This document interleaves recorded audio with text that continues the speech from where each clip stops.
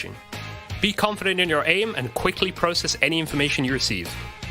Future Pro number 3, you'll be holding T-steps from the top of mid with an AWP. Your role is to relay information to your team and act as support so your fellow Future Pros can't be singled out. And that's it. Going aggressive as a CT is always a risk, but if you and your lads are feeling dominant, this can be a great way to control the flow of a match. It could completely fail as well, and if it does, I don't want to hear anything in the comments. Get some DM in instead and keep improving.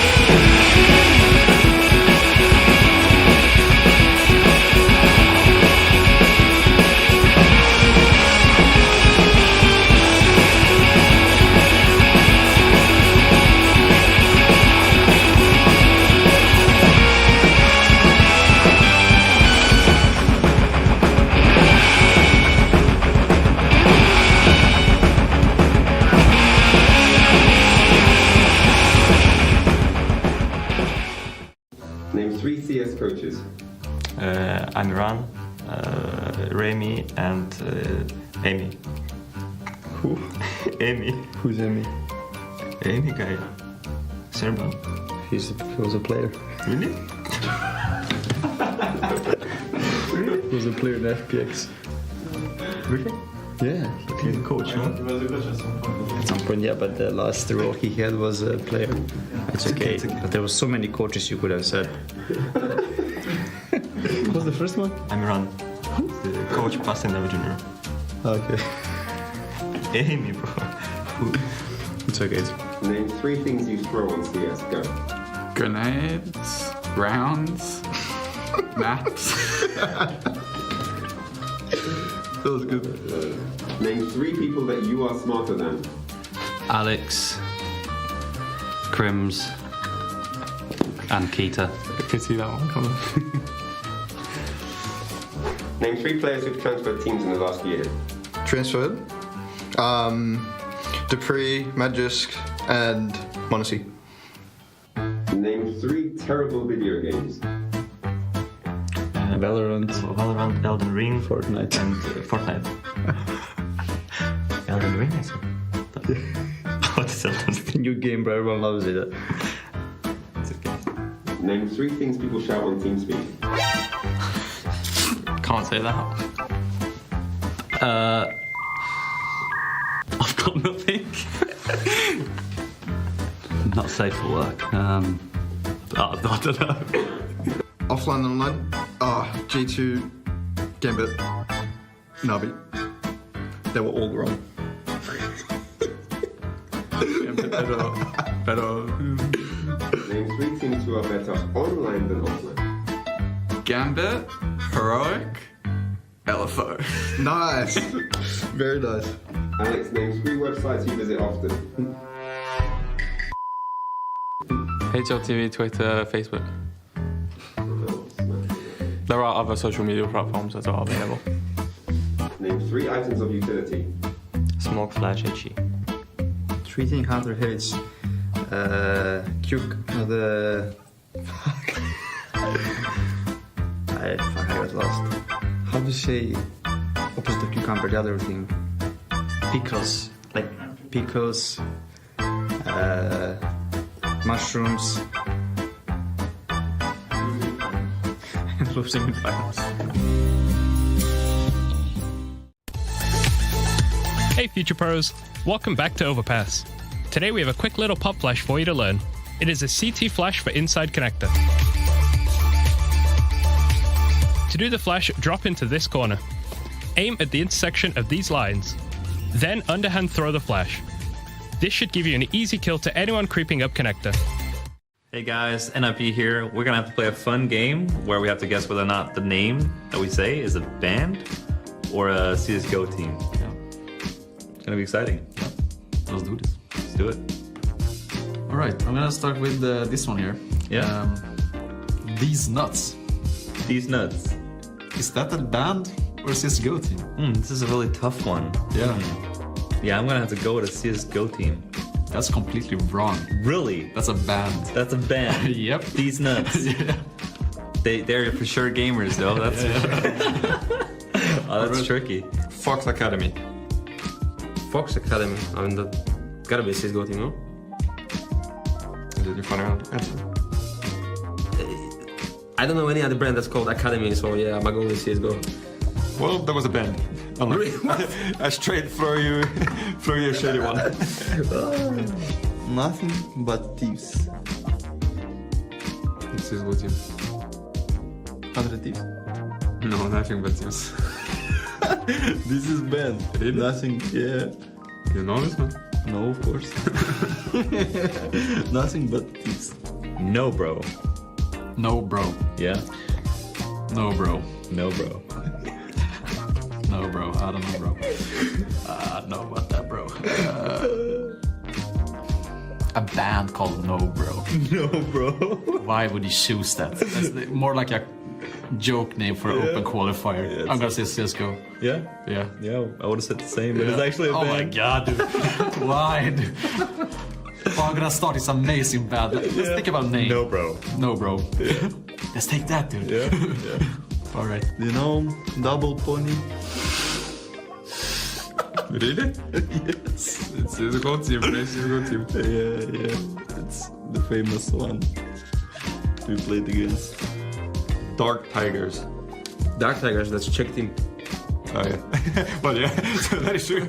I knew that's the only team that I knew actually as well. Yeah, that's a- but yeah, it's a it Czech is. CSGO team.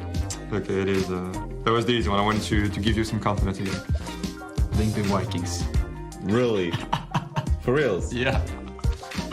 You guys gonna have to do better. Yeah, we than have that. practiced against them. Oh. Yeah. Yeah. Oh, I'm gonna say bad. I'm just kidding. CSGO Let me do team. another one. CSGO team. Lemon Dogs. Really? Is there not? Is that one there? Oh, okay. CSGO team. Yep. X twice. Okay, guys, so we just finished this game. It was pretty enjoyable, I would say. I have no idea like where these names came from, but it has been very fun. Hello and welcome back, and I'm going to go over the key tendencies and strategies that can be found when preparing against FaZe's Overpass. Starting off on the T side, we first want to look at the key positions and who plays them. We should be looking out for Ross to be the outside B player, Rain to be holding inside a connector, and Twist as the A playground player. Now the first thing to watch out for is Brokey's Molotov or Smoke inside a connector, and that's because it signals a B-sided default. Rain never throws a Molotov or Smoke in this way when he's defaulting connector, so just this detail alone will let the CTs know if FaZe are focused more on B. The second thing to watch out for also in the connector is whenever this flash is thrown. Now this flash signals a more A-sided default where Kerrigan is also in connector and FaZe as a whole are focused more on getting control towards the A side of the map. Now over on the CT side, we also want to know the basic positions of players on the map.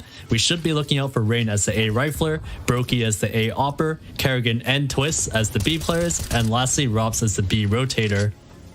The last thing to look out for is this close monster setup at B. Kerrigan and Twist like to play this setup quite often where one player is playing anti-flash and the second is taking contact.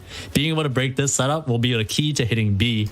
That's going to wrap it up. Look out for these tendencies the next time FaZe play on Overpass. What up, Future Pros? I have a nifty fast A smoke I saw Apex throw to help you on your pistol A rushes. You throw this smoke from the T spawn and it will block off the left side of the A side, allowing your teammates to run up short with a bit of smoke coverage. To throw the smoke, first shoot out the glass above. Really, this is the only one you need to break. But shoot them all anyway. Then get yourself stuck into this invisible corner next to this beam. Aim between these two dots as shown and jump out the smoke.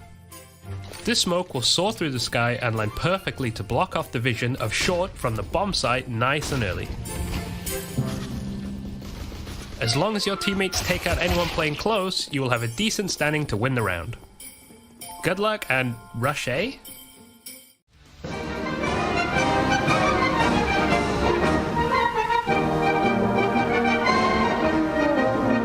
Yeah, I'm gonna go for the back guy. Okay. I'm on the back guy. 2. Oh, I didn't heal. I had 2 medis. There's so many little ants down there, actually. Oh, this is gonna be hard.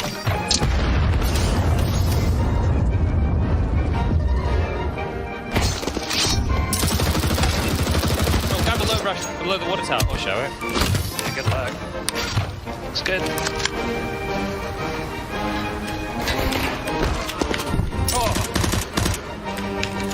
Oh my goodness.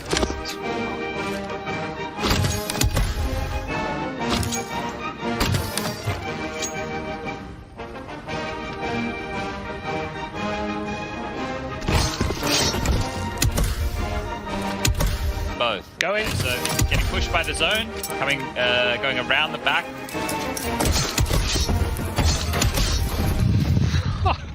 Yeah, I called that on can to count. Yeah. I'm just gonna go here at the red heart at the back. Okay. At this red heart rush. The big rock. Going. In the water one. I got the water. In between the rocks. In the smoke. In the smoke. A knife. I was just waiting. I lost 50 HP and didn't get where I needed to get. So. We'll put that one in the blooper reel, I think, right? 2 lighthouse front door.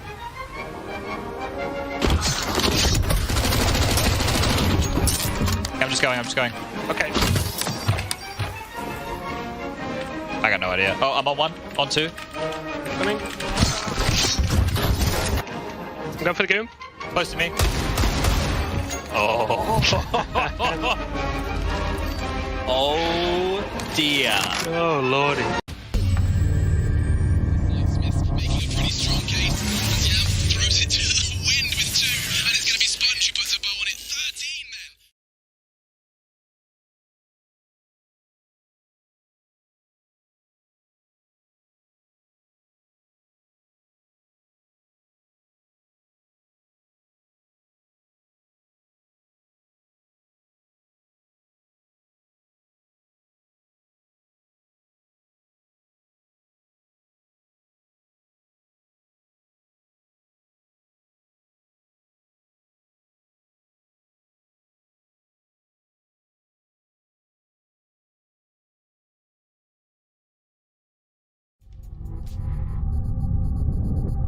What the hell?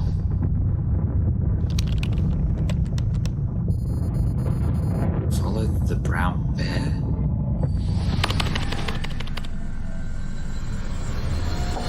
Who is it?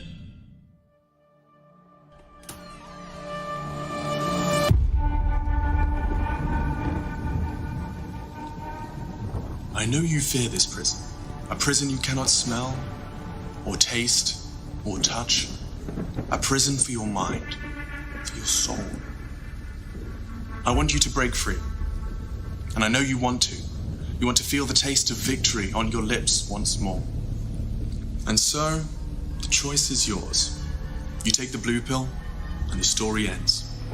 You wake up in your bed, and you're coaching that spawn-based Counter-Strike you've always been dreaming of. Or you take the red pill, and I show you how deep the casting rabbit hole goes. The team you're coaching? Cloud9.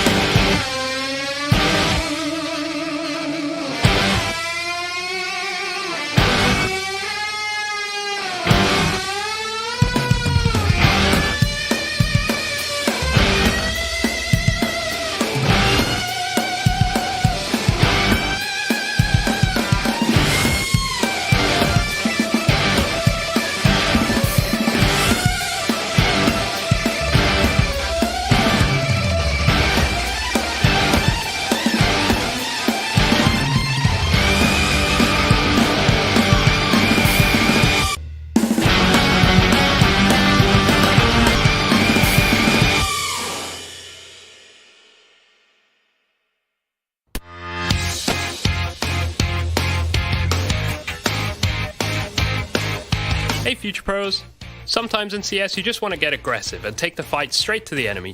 I'll use this mid push from Astralis to demonstrate a reasonably good approach to get up in the faces of your foes on Inferno. It really helps if you're keeping track of the T's economy, as doing this against a fully bought T side will have varying results. This strategy requires 3 Future Pros, 2 HEs and an AWP. Future Pro number 1, you'll be the player who pushes deep into mid. As you make your way to mid, get your HE out and lob it down mid. This makes sure that if anyone does face you, then they will already have taken some damage. Make sure to push along the right side of the wall so you don't get killed by a T holding steps. Tuck yourself into this corner and listen for any noise or calls from your teammates. When Future Pro 3 has made some kind of contact towards T steps, this is your cue to peek out and hopefully get a free kill. After this contact, keep your head on a swivel, as multiple Ts could be about to flood out ult mid or T steps. Future Pro number 2. You will mostly be holding ult mid, but first throw this HE just as Future Pro 1 does. Once you have thrown your HE, it is possible for Ts to be close to you already from ult mid, so be ready for a fight. You can cycle between holding mid and ult mid depending on how the Ts are pushing. Be confident in your aim and quickly process any information you receive. Future Pro number 3, you'll be holding T steps from the top of mid with an AWP. Your role is to relay information to your team and act as support so your fellow Future Pros can't be singled out. And that's it. Going aggressive as a CT is always a risk, but if you and your lads are feeling dominant, this can be a great way to control the flow of a match. It could completely fail as well, and if it does, I don't want to hear anything in the comments. Get some DM in instead and keep improving.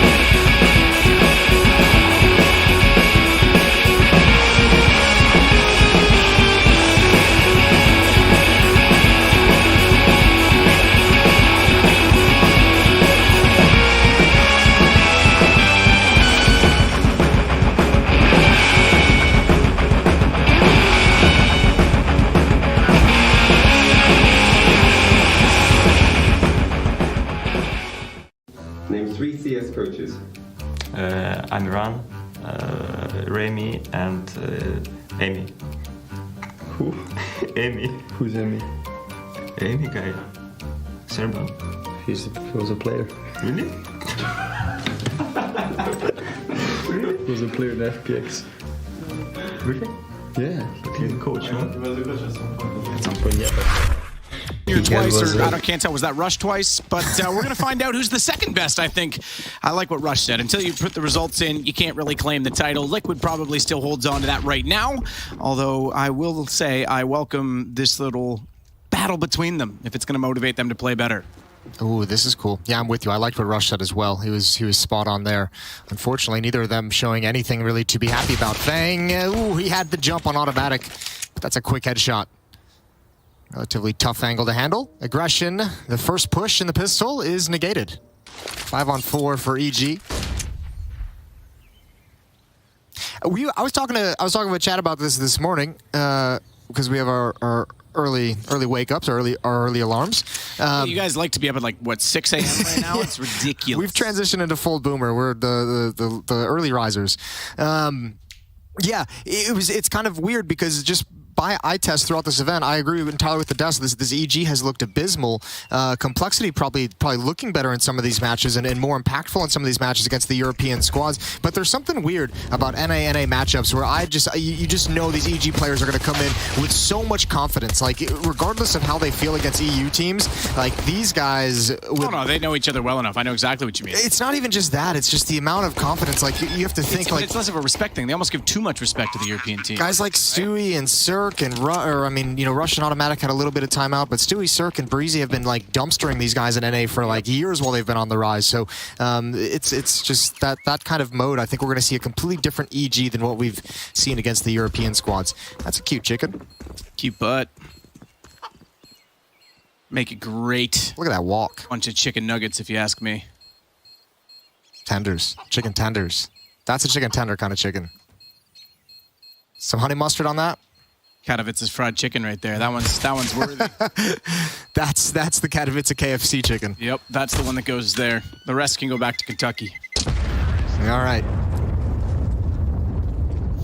So Junior back at the site, just trying to stay alive at this point in time. They will. Doesn't matter. It's EG that takes the first round. They'll go immediately onto an AK in the form, or rather, in the hands of Breezy. I don't think it was in the form of Breezy. It'd be a weird-looking AK. That'd be cool, though. Yeah, just shooting Breezy. Oh. That's like his Bankai. He turns into an AK-47. Oh, no! Katowice fried chicken ain't getting their food today. No nuggets for you or any of the people in line. Damn. It's outrageous. Here we go. Second round. I never saw it coming. Fully invested is the complexity side of things. FAMAS on Floppy. Deagles across the board on others. Fang with the P250. Cautious opening from EG. They're just chilling. They want to see if there's going to be any aggression, any cheese plays coming down Banana, any nade stacks anywhere early on in the round. Nothing coming. Stewie's going to initiate Banana protocols. Start taking map control. Late nade towards tree does nothing. Good flashbang. Floppy has to duck behind the board. Good shot from JT, who was excellent yesterday against Na'Vi. Yeah, but then he ended up just like the chicken in the last round as that nade came around the corner. So 4 versus 4, and you're absolutely right. He was great. He was a win condition for them. One of the other ones that helped them keep those matches against Na'Vi close was their ability to retake bomb sites on the CT side. So, I mean, we'll see if that can come into play here on Inferno. We know this map loves a good retake. Yeah, I thought Fang was really good in those situations. The mid-round kills, he was pretty solid. And this is what makes the matchup so interesting is, you know, you can talk about some good performances from JT, from Fang, from Floppy in some of these matches. If you go over to the EG side, like the desk was saying, it's like you don't really have anything positive to talk about even on an individual level. Breezy in the opening day, but nothing really memorable, nothing to speak of after that in the ensuing 2 matches. So tough times for the North American squads. Grim, off angle. Ooh, Automatic tries to duck into the peak. That's an AK-47 picked up. Tough position to clear out. They've got a little bit of an improvised crossfire, but it never got activated from the bomb site. Junior was smoked off. Oh, he's been spotted. They're going to hunt him down for sure. It was so close. Yes. Complexity just couldn't get it done. Yeah, that AK up inside of the doorway, even if he buys some time and space, but the smoke on the side, I think you're right, made that crossfire impossible. There was no way for Junior to take any attention. Exactly, and yeah, even with time being bought, just given that they had Grim on the AK. Fang's going to rotate around with the MAC-10. Floppy with the FAMAS. They could do some economic damage here, perhaps. Pick up the AK and bail out, baby. Good little gadget arms. He's a little worried that someone's going to be in the graveyard position, but when the bomb goes off, that will get pushed toward him so he can wait it out. And they're going to exit. Ooh, that direction? Yes, they want the AK. Yeah, they do. And they get it. Ah, you should have gone for it, Fang. You had it, little did you know. Yep. Just waited a little too long. I think Rush dies here, though. So they... Oh, 5 HP. Okay, fair enough. Furry Muffy lives alive with just a little bit at the end. Yeah, just a little tickle, that bomb explosion. Ooh, good shot from JT, but yeah, the Molotov and the ensuing grenade. Brutal. This was the nice kill from Rush. Grim couldn't find a clean shot, and then he just spots the ankle. A little bit of leg underneath that smoke. And the plant deep into the bomb site allows him to survive the bomb blast. So, pistols again, no armor. Floppy still with the FAMAS.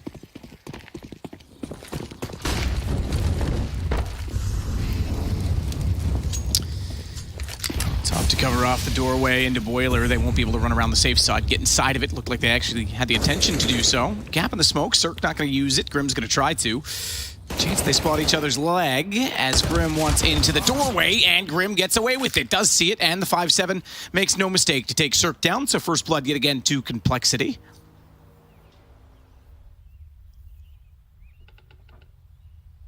Breezy holds up inside of the apartment. Not greeted this time by that Deagle. Haven't seen the B side all too much yet. All too often. And it's a 3-man setup on that side of the map, including the FAMAS. It's 2 rounds now. Complexity's been able to get the opening kill with just these pistols against the superior weaponry of EG, although previous round it was immediately equalized and traded back. This time, calm and quiet. However, just 2 defenders on this A bomb site. The 3-man play at B, Floppy, JT, and Fang, none of them have budged. Means there's a lot of pressure on Grim, and even more now that his teammate goes down and the bomb site is cracked open. So 3-0 for EG. And they'll save what they have. On the CT side, the Deagle, the P250, not the end of the worlds, but certainly the armor, and even the FAMAS to an extent for Floppy could be brought over, no question about that. There is the initial kill, the opener, but unfortunately it is just a Galil, and it's a, well, fair enough, Automatic is going to go grab it. Gets the upgrade from the MAC-10. I was going to say it's not that desirable for the CTs, although what it does do is bait them into that weapon, and that gives them one more kill. Nice shot, Stewie. Give him that one. Oh, wanted a little bit of damage maybe for the bomb blast. Doesn't get it, but the Galil is going to be nice. Yeah, not the most powerful weapon, not the most exciting weapon to save into the next round, but it's the money you don't have to spend that makes things quite nice. I imagine we'll see Floppy and Fang keep those inferior rifles. 3-0 as we get into the first full gun round between both teams.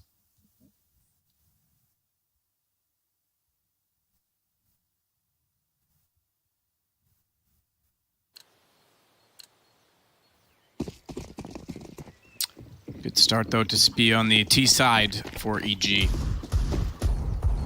It's definitely Junior that's looking down middle with the AWP. No shots, no success. I did take a shot, but no success with it as there was no one popped out. He wanted to just fire into the flash. Cirque, meanwhile, holding back on the stairs, will cover middle while his teammates with rifles go toward Banana. Nice boost to get above the smoke by Stewie.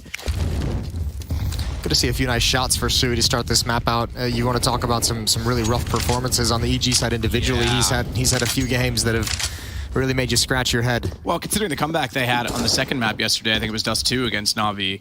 He was nowhere. A couple days ago, yeah. Was that a couple days? No, that was 2 days ago. Was that?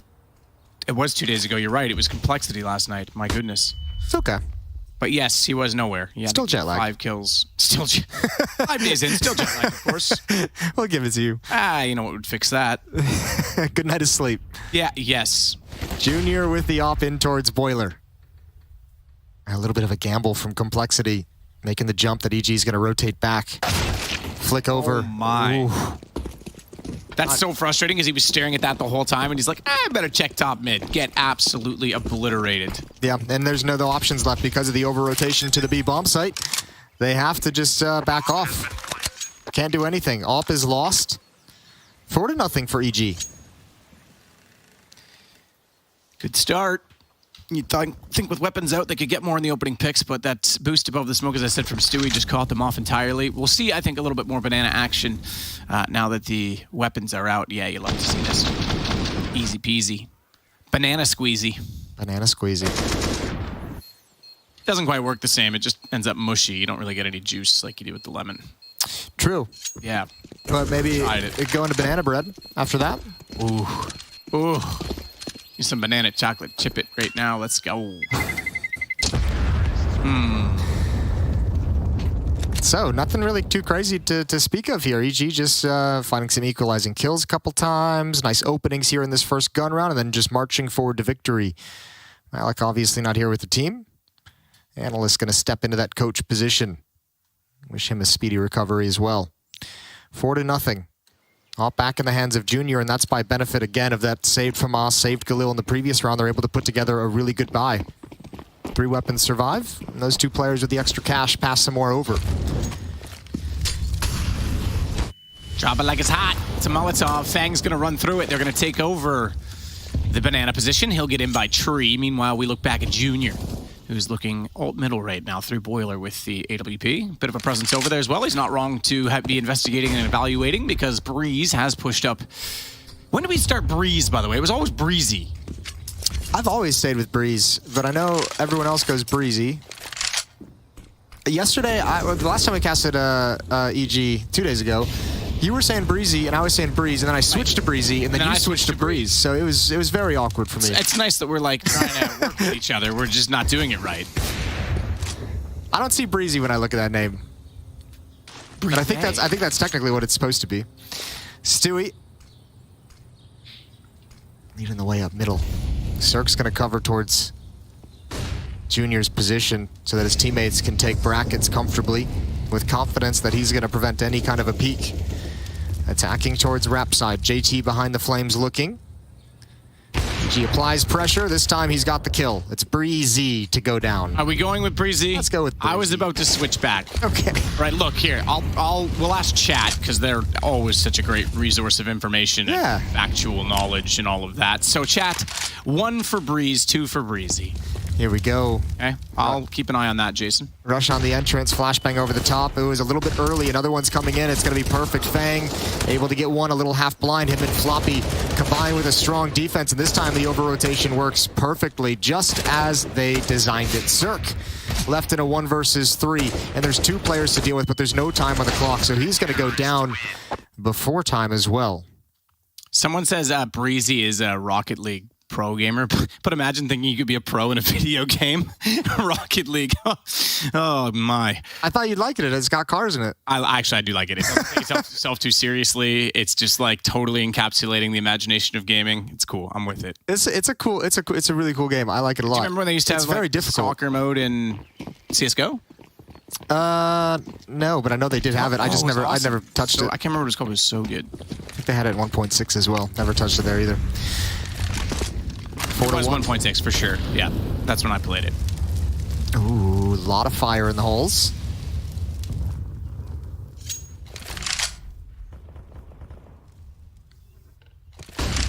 Breezy waiting for that push. All right, Jason, we've got 2 problems. One is it's pretty split between 1s and 2s, and I also don't remember which one was the 1 and which one was the 2. Well done. Let's just go with Breezy, all right? Okay. We'll confirm it tonight. It's been years, and I've never been corrected saying Breeze. So we spent enough time on Breeze. We'll go with Breezy. Floppy is going to defend at the back of the B bomb site. Bomb is way far back at the base of the T ramp. No one's picked that up. Good job from Floppy. No confusion on his name. No confusion on those shots at all. Stewie and Rush go down into a 3-on-3. Still no bomb picked up for EG. But it's going to be Cirque who's got to run all the way back because his teammates have cleared the A bomb site. Complexity's been pulled all the way over. Plenty of time, plenty of safety to make this run through halls. And Complexity have a decision to make. Complexity do, and having won their previous round, they need to continue in this momentum and form. Breezy is going to hold the boiler doorway. Cirque, meanwhile, will look back toward the apartments before he plants the bomb, and comfortably he shall do so. I believe the call is made for them at this point in time. Grim won't go beyond, I was going to say he won't go much beyond the CT wall, but he's getting closer, and they're rotating with him. If they can find an early enough pick, perhaps they go, but I would have thought they'd just look for exit kills at this point in time and hold the angles and hold the exits. Hold the door. Cirque inside sight. We'll see the smoke initially deployed. Firing in from pits is automatic. Standard procedure. Bracket side covered off as well. Remember, they're gonna go all the way in on this. Late to arrive as well, and just absolutely slaughtered. I thought that would be a bit more calculated decision. Huge win from Evil Geniuses, therefore. Yeah, we mentioned the ability to retake against Na'Vi yesterday was so impressive from Complexity. This time it's shut down completely. Well done. This is the only bright spot in the round for Cole. This double kill from Floppy that had held off the B take. And actually, I mean, if he'd gotten that third one as well, like Cirque was the one who had to go back and get the bomb. That could have put this in a really dicey situation, despite the fact that they'd been able to find a free bomb site at A. 5-1, 4-round lead now on the T side of Inferno.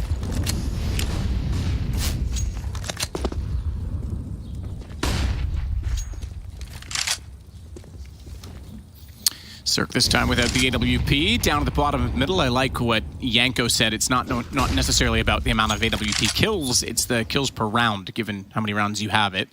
And it's not been what we would have expected from Cirque in the past. I think that's one of the biggest issues with this team. You know, they were saying on the desk, you don't see the ingredients of a good team here necessarily yet, and nothing compelling. I think the AWP is missing. I think the AWP starts hitting, and that creates so much space for everyone else. For both teams, it's missing. It's kind of funny to think that it was Liquid who spent a long time in the cold without the high impact from the alt position, and now finally they've got the most promising young talent in North America, and OC, and he's delivering with the op. And now these two teams, Cirque with the op has been quiet. Junior with the op obviously not having the impact that he'd like. The AWP in North America has been a weird one because there's been a few standouts here and there, but no one that's really gone above and beyond aside from Skadoodle in certain phases of his career. Yeah, that was the key in certain points of his career, certain times during his tenure. Another stack, another early rotation towards the B bomb site is going to be misplaced. JT is brought over. Fang and Grim crossfire at middle. Flashbangs are out. Grim swings out, but his teammate was completely blinded. Fang, you got it from us. I don't even know how you hold on to it. I think this, again, might have to be a save unless he can create an opportunity on this side. That peak, it was almost there. Automatic to 5 health. It's cleaned up, but it doesn't matter. They're locked out of the bomb site. Not enough utility. They do have 1 kit, but just 3 flashbangs to get in against 4. That's going to be very difficult. So EG's going to get up to 6. Super bad luck for Automatic. He gets away from 1 and has 5 HP through the edge of the smoke and then walks toward the site, and just a stray bullet that was on retreat from JT gets the kill. So it'll be 6-1 now for EG. Things starting to look a little bit more worrying, given that you are on the CT side of Inferno. Yes, I know it's become a lot more even in the map, but there's still very much a momentum base to it. And T-sided rounds are difficult, so working out quite well early on so far. Yeah, I think the hard part about it at the moment is these rounds haven't really been competitive yet. It is Vertigo next. I just wanted to see whose pick it was, and it is going to be Complexity's pick. So this is EG's pick. I guess that's working out well for them. Yeah, they're living the dream. They're loving it. Timeout taken. For good reason as well. Complexity looking stumped. And the desk alluded to this as well, and if you guys tuned into the Complexity game, you'd know as well last night against Na'Vi. Both halves, they started down 3-12. So the comebacks, while impressive and while cool talking points, this cannot be a thing that Complexity starts in these holes in these games and have to play from behind each and every time. It's exhausting. Yeah, and that was really confidence-inspiring against a team like Na'Vi especially, and no doubt they would have been pretty pleased with some of that sort of ability to get so many rounds in succession against the arguable, well, I would say undisputed until, you know, we'll see how it goes. Things I know are different in the Na'Vi camp right now, but #1 team in the world. Kind of uno. Yeah, kind of it's out. I'll you know, they get a free pass in my mind. So it's, yeah, like you say, it's well good and confidence inspiring against a team like EG that you think you're better than, and I've stated many times that, you know, in Junior's case, doubling down even today, you don't want to start in the hole. That's not a thing. You want to be well and truly ahead. The confidence goes the other way then. I mean, it's one thing if it's the #1 team in the world, you're going, okay, look, we're kind of close. We're in these rounds. We're learning. It's another when you're like, whoa, guys, what's going on? We should be winning these. I love that he doubled down. Yeah. I like it. Yep. We're seeing a bit more banter this event, aren't we? Yeah, we're getting some friskiness. I like that too. Some crass croissants even, you know? It's getting a little, yeah, spicy. Dirty Danes, upset Americans, that's just normal.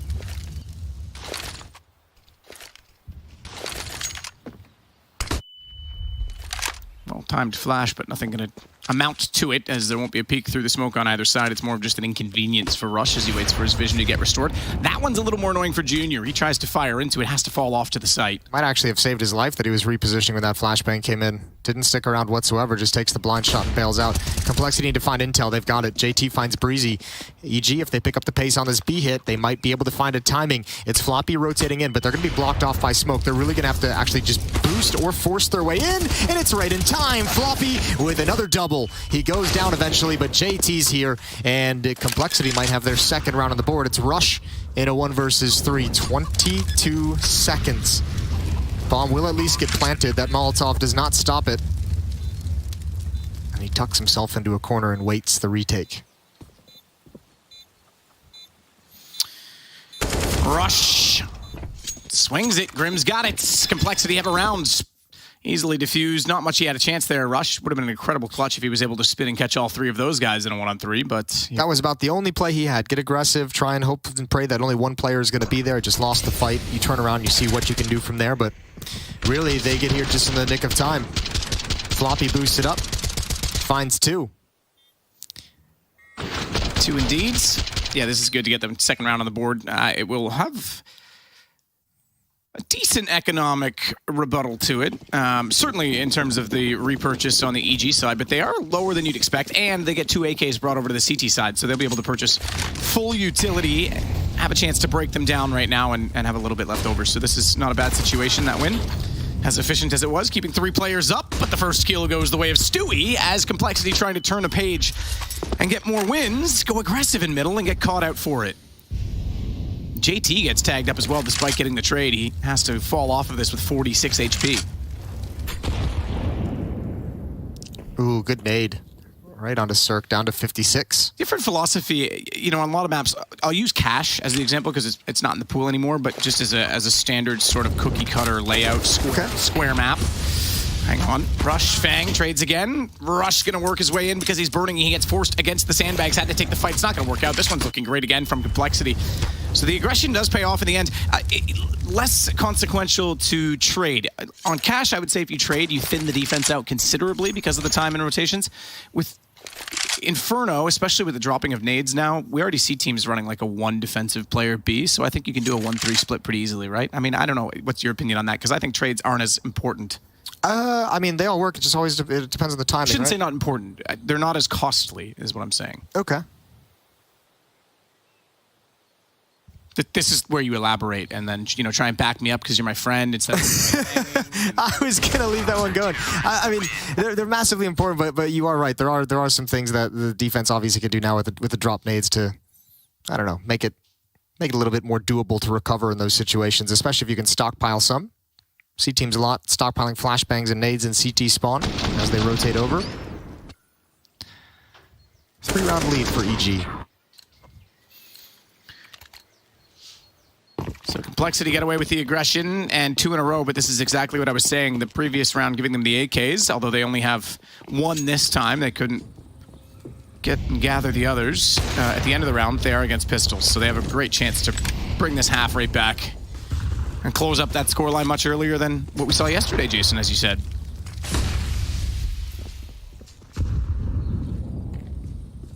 Junior with the op, again, mid-presence at brackets against just pistols.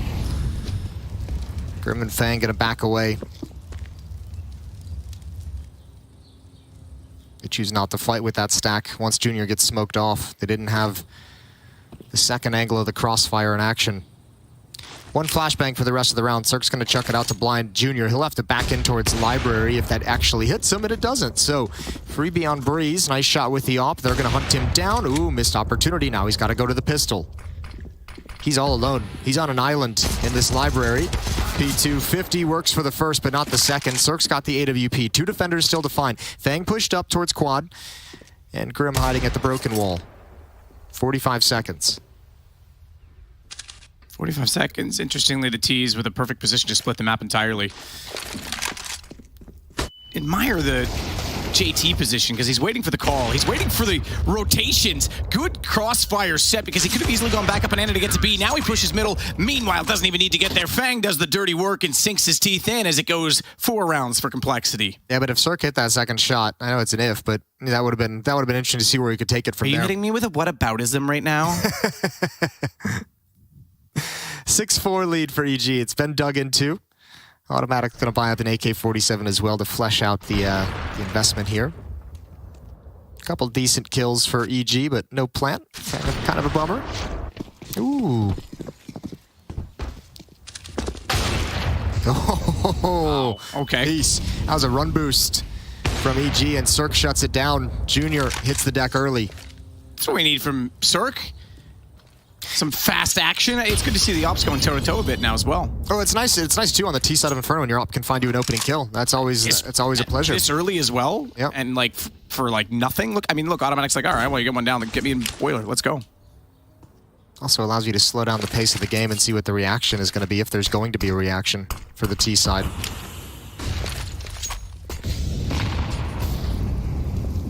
Standard mid control for EG. We'll see if they decide to utilize it or just be happy with the pressure applied, letting Complexity's defense know that they have it. It's just Rush at the base of Banana for the moment. Other 4 players from EG's attack lined up looking for pushes at the A bomb site. Breezy gonna take late holes. Just gonna lurk it.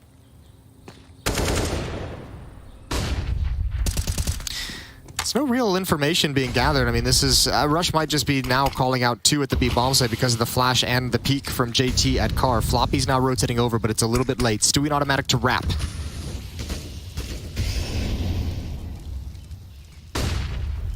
Grim, backside of the smoke, desperately trying to figure out which way he needs to look, and he elects to try and cover up his teammates at the far side of the site. That exposes him for the up-close battle, and he goes down. That allows now Cirque to not only get a kill, but rush in, plant the bomb. Breeze holding above. You'd rather have the op up high, surely, as Cirque somehow couldn't connect, but Breezy will, and it goes the 7th round the way of EG. Yeah, Grim's going to be frustrated. Grim misses that kill towards Rap side. That was his. That's the battle he needed to absolutely win in that position. He goes down and just leaves Fang all on his lonesome. There's the run boost. Nice flick down. Yeah, that is good. Almost there in time, JT. That would have been massive, but some nice shots, some stunning shots from Breeze over the top. Couple nice headshots, and they've got a 3-round lead. Still money for Complexity, though. They're bought up. They're fully invested in this. They've got nothing in the bank afterwards, so it could get a bit dicey for the rest of the half if Complexity's not able to convert it.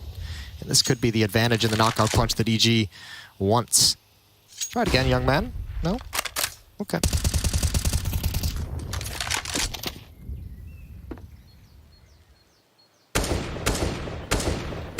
See, trying to fire down the hallway. Yeah. I did it too. Breezy. Breezed. Okay, we're going Breezed now. Let's just throw another one in there for the sake of it. Floppy's going to fall off of the intended angle he wanted to play at the top of Banana because the Molotov down. That'll buy a bit of time for them. Gives Banana control at this moment to Rush. Floppy still wants to peek this. He's waiting for his teammates to potentially flash him in. Junior's the one that would do so. Yeah, he wants to be there. He wants Junior to take contact for the moment, but certainly if they call it out. Oh, there's that flashbang, as you mentioned. No peek with it. Maybe setting up for the second follow-up flash. EG is going to evacuate Banana altogether. This time, Automatic is going to join up with Breezy in the halls. Grim on the railing, Fang over at Graveyard. Complexity is really, really leaning that 3rd player over towards the B bomb site early. JT is there. He's kind of in CT spawn, halfway between both bomb sites, so a lot of pressure on Fang and Grim initially on contact. Good position to play. He can hit one and drop down. The problem is if they're already wrapped on the ground side before he drops, they're going to be ready to immediately look at him. Stewie doesn't even need to wait for him to fall, and he turns back and finds JT as well. Cirque to the pits. Floppy is going to rotate. Oh, he might actually get a jump on this because Stewie checks it knowing that there's a chance he got to quad. Cirque would have called that. Doesn't even matter. Rounds over on time. Complexity get it. I thought that was actually going to turn out better than that for Stewie. Yeah, I thought, I'm not quite sure how the plant did go down in time, but here we are. Yeah, because there's 8 seconds. Did he get off it? Why does he get off? No way. Because I was surprised too. I thought the plan was already done. I did too. Peaks, I was like, how is this round over? What just happened? It's just, you stick that, surely. There's a smoke down. Even if he comes through, you have a teammate in the pit that could potentially still hit that shot. I think it was just an unforced error. I don't think he actually had any kind of a call or any kind of indication that someone was pushing. I think he just accidentally quick switched or got off it, or I don't know. Brain fart, maybe? I think the way he moved, he thought someone was coming at him. It's possible. Maybe we can get that information after the game. Regardless, that is a gimme. It's funny because you don't expect that that kind of a mistake to come out from. It's weird because normally we keep an eye on time and we make it. Yeah. Sometimes we miss and we just don't notice because there's enough going on. Like I thought, okay, the bomb's planted in my mind. I already was like, okay, bomb's down. Let's play this out. And then all of a sudden, round was over. I was like, hang on. Yeah, I thought no, the same thing. Same here. Breezy gonna back away. Oh, what a turnaround that is. That was the knockout round of the economy, and Complexity was gonna have to go for that. Complexity was going to have to try and make that retake happen in a 2-on-2, so they could have lost everything. So they're right back into this game, and that is going to be really, really interesting if this comes back to haunt EG in the later stages of this opening map. So here's a look back at it again. And I was calling out because Cirque's in pit. He swings to quad. We were at Cirque's perspective at this point in time. We didn't see Stewie get up and get off of it. And Cirque was against the back wall, so he could see that connector. Yeah, I don't know. I don't know what happened there. That's a weird one. Maybe you're right. Maybe something just finger slipped, whatever. Yeah. Yeah, that's tough. I just thinking that there was no footstep. There was no one like running in through the smoke or anything like that to get him off the bomb. Either way, regardless. I mean, look, Complexity is going to say thank you very much. They'll take that. Huge error. It's cost them 2 rounds so far. I mean, it might have cost them a lot more if that economy from Complexity had been obliterated out of that round. Then EG could have marched towards a huge victory in this first half. Junior leg shot on to Stewie. Everyone from Complexity at 7 and 8 kills.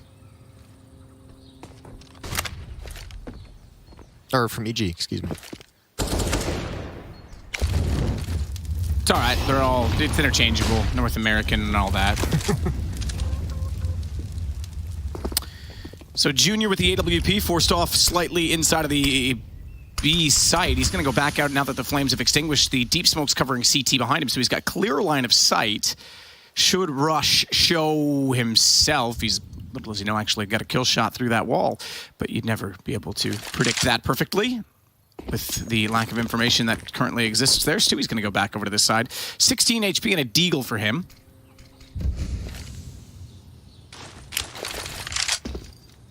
Cubby position for JT. And no support on the Cubby. They're both on the quad side. He's going to go because he has to be aggressive. He's got no gimmick. And Floppy's going to cover off Stewie at Banana. So this will be onto the A site. They're actually going to push through. They could wrap this towards CT. And it becomes a bit interesting. Junior's ready for it. He's already looking back in this direction and can't fire. Doesn't know who to fire at. They all get by. So close to the AWP. And it's Floppy again that has to hold the angle. But he's in the open. He's exposed.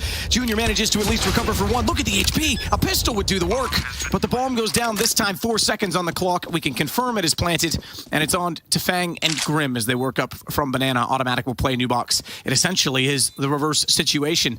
The site secured by EG and a retake required. Fang will start it off. He's going to be on his own now. Breeze with a beautiful pick out from the coffins. He does it again. Fang goes down, and they make up for the lost error as it goes 8-6. Yeah, that was a little bit dicey on that push towards the B bomb site. I thought they would actually have chosen to wrap. There wasn't a whole lot of time to make that work. You could see them coming through the smoke. This very easily could have been a kill. Junior just gets pulled away by the player coming at railing, but he had the one at the angle he was previously watching, and Cirque able to grab that onto Floppy through the smoke, and then trusting that his teammates will be able to cover him from Junior, and Automatic does that perfectly.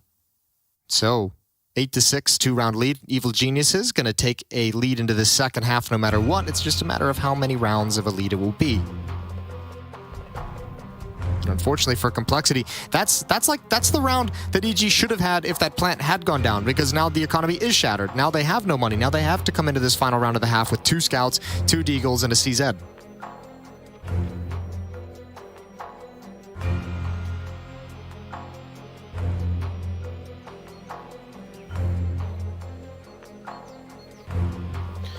CZ 75. I'm glad you say Z, Jason. I do it, I'm a man of the people, Matt. I do it for the European audience when we're at European events. So what you're saying is you have no backbone and you just cater to other people? Yeah. I've never really thought about it from that angle. But here we are. Oh, hello. Not bad. Through the log. Stewie's taken some rough shots in Banana throughout this half. JT had a nice deagle shot on him earlier. Rush chunked down to 52 HP. 5-on-4 in the round. We saw EG convert man disadvantage in rounds 2 and 3 when they were up against pistols. We'll see if they can do it one more time here.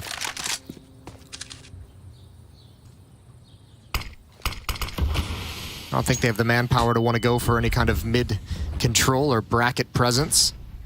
Gonna group up towards Banana. And this time, Complexity hasn't cheated a third player over just yet. Floppy and Junior to defend. Deagle close up. Smoke to delay a little bit longer. Might buy time for someone like Fang to rotate back. JT could even come back if they want to get real frisky with it.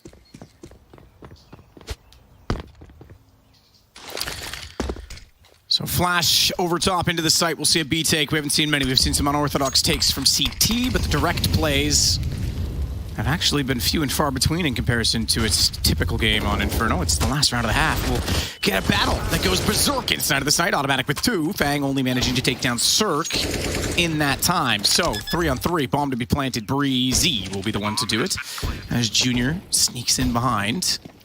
Scout is absolutely powerful in this situation because body shots on both Automatic and Rush would be more than enough, and he's got that quick movement and agility to work with. Yeah, but how are you going to... I mean, you got to be aggressive. These scouts almost have to be like the entry force, don't they? JT's going to check out a flashbang. Grim will lead the way. Scout not wieldy turning these corners, and yeah, you can just see there's no way to actually get into any comfortable fight that you'd actually like. EG do recover after a bit of a mistake a few rounds back. 9-6 is the lead at the first half in the NA versus NA matchup.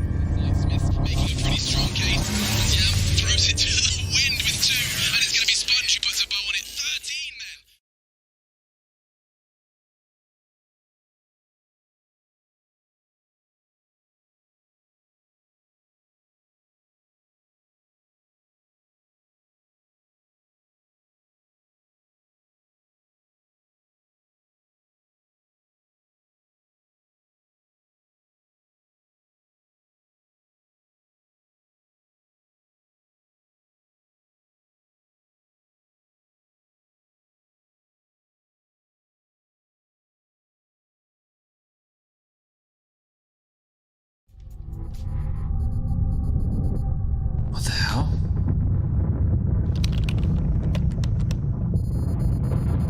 Follow the brown bear?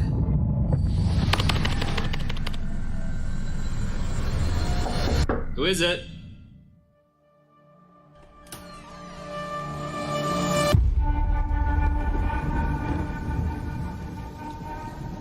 I know you fear this prison. A prison you cannot smell, or taste, or touch. A prison for your mind, for your soul. I want you to break free. And I know you want to. You want to feel the taste of victory on your lips once more. And so, the choice is yours. You take the blue pill, and the story ends. You wake up in your bed, and you're coaching that spawn-based Counter-Strike you've always been dreaming of. Or, you take the red pill, and I show you how deep the casting rabbit hole goes. The team you're coaching? Cloud9.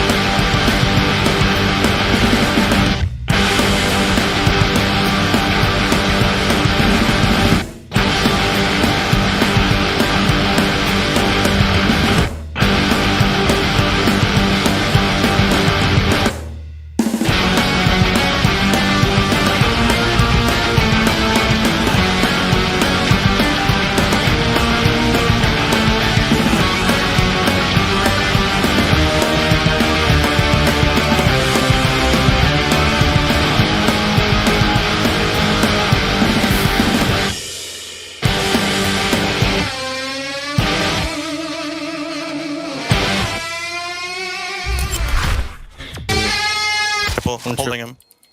Yeah, I'm gonna move over a bit. Also? Bit. Oh, we're safe.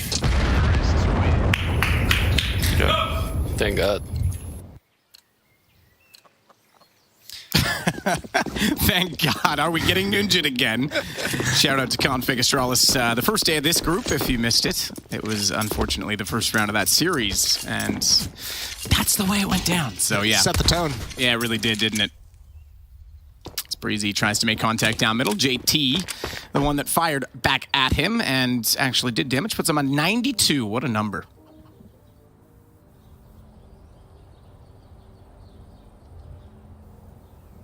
Stack here at the A-bomb site for EG's defense. They're kind of lined up, I don't want to say perfectly. Could actually be in trouble. Breeze and Rush have a big job to do. Automatic and Cirque. What are the protocols when this Halls pop does happen? Oh, that's a huge kill from JT. Massive kill from JT. Two of them in Rush. Gotta pick up the pieces. Stewie's here. He's just arrived out of library, so they've thinned it down. It's a 3-on-3, and this is gonna be a retake. Smoke, 2 flashes, and a kit on Automatic. Fang holding out this time with the Glock and broken wall, tries to walk through on the angle and wants them close. Does peek a little bit when the smoke comes down just to see what they're up to. And it's Rush that will have that smoke beside him first to try and isolate. In the sight, they wrap in Grim and Junior again. Good crossfire setup. Will take the round. 9-7. Complexity take the pistol and show off some incredibly polite tactics afterwards. What incredible kills from JT as the only player in middle, chucking out the utility and providing the entry frags. That's pretty impressive from Complexity's in-game leader as they push forward and try and eliminate part of the attack. So they're saying, okay, you're gonna Halls pop. We want to take out the 1, maybe 2 people that are usually in middle, kind of slow playing things, and it just doesn't work. It's absolutely denied. 7-9. 2 rounds back.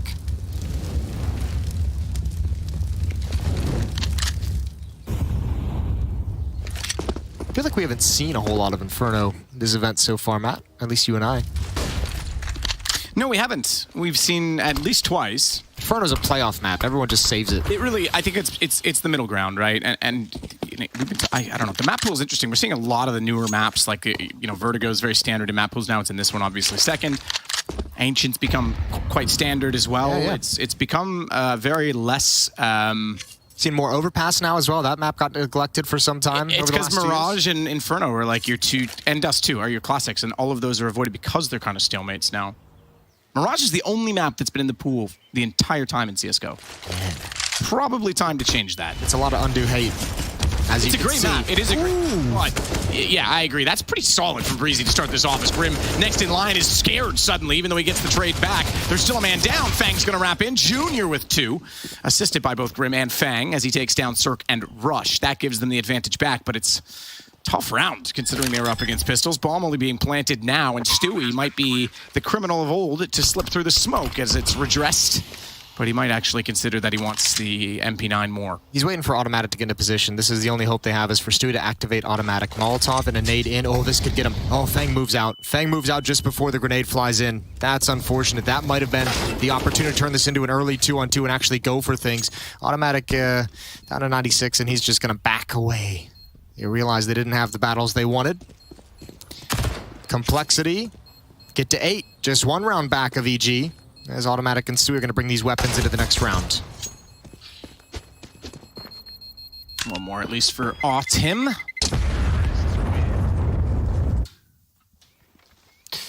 So 1 round game now as, yeah, Breezy started that off beautifully, didn't he?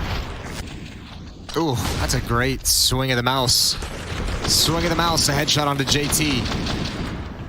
The Complexity recover, fine kills from Junior. Protecting his teammate. Round 18. So SMG on Stewie, Mac-10 on Automatic. He's passed the pistol over to Cirque. And a few cheaper pistols as well. And a 5-man stack at the P-bomb site for EG.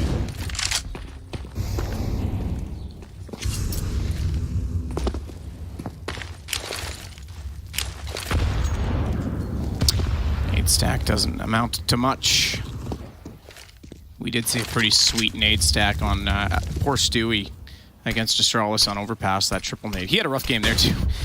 For no fault of his own, he was just getting wrecked in the sight, like through spam, through nades, missed boost. This could work.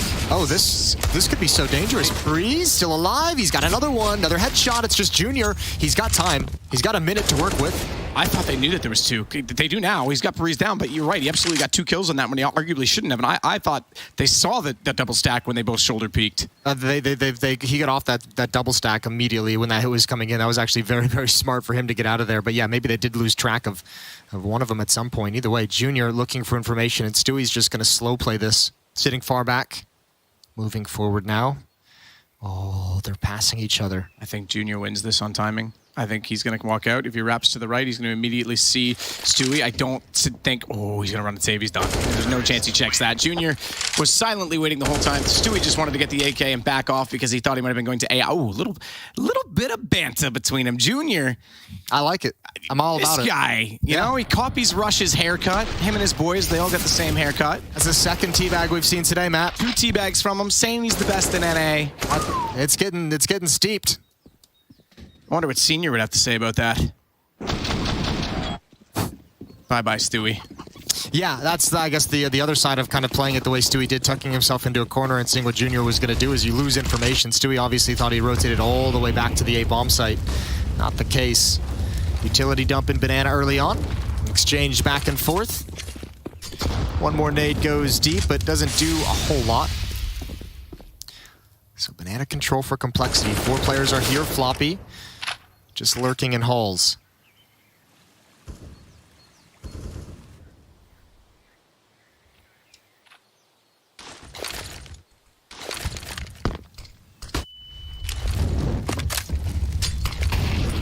Retake nades are thrown, counter Molotovs to ensure nobody can push with them. Fang pretty confident no one's going to be at sandbags given that he's already checked it twice, so now they'll hold. JT gets up close. Straight take.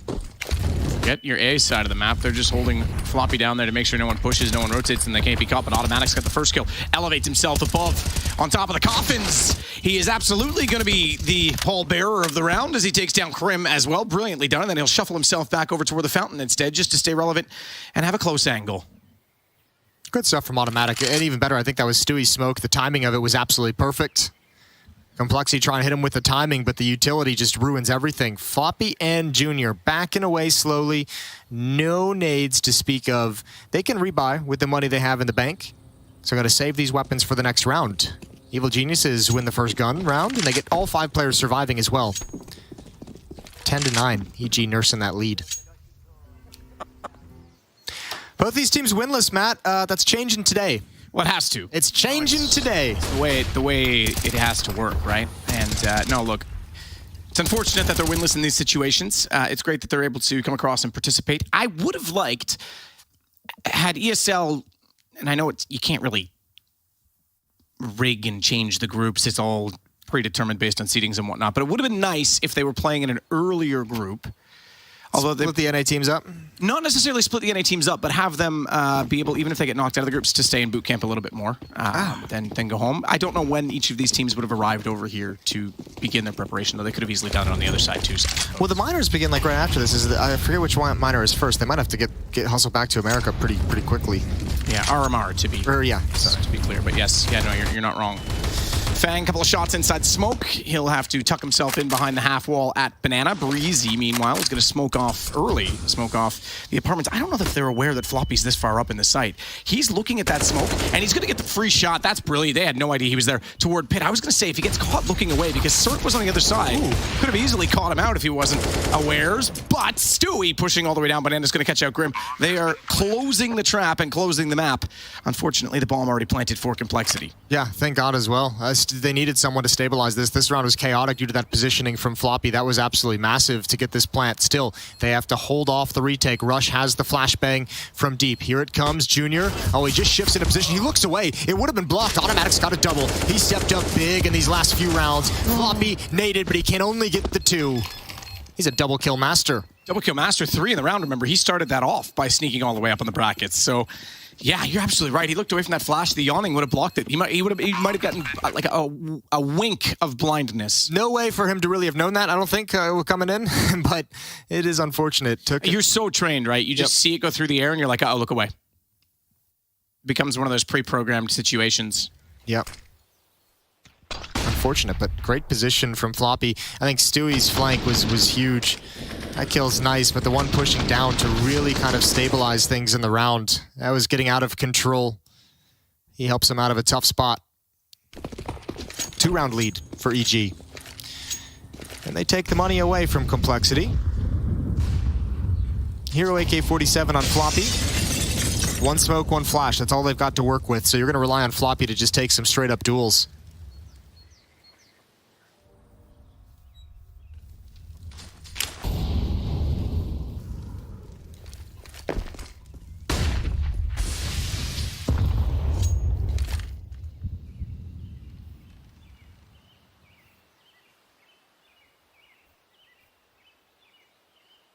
JT. Oof.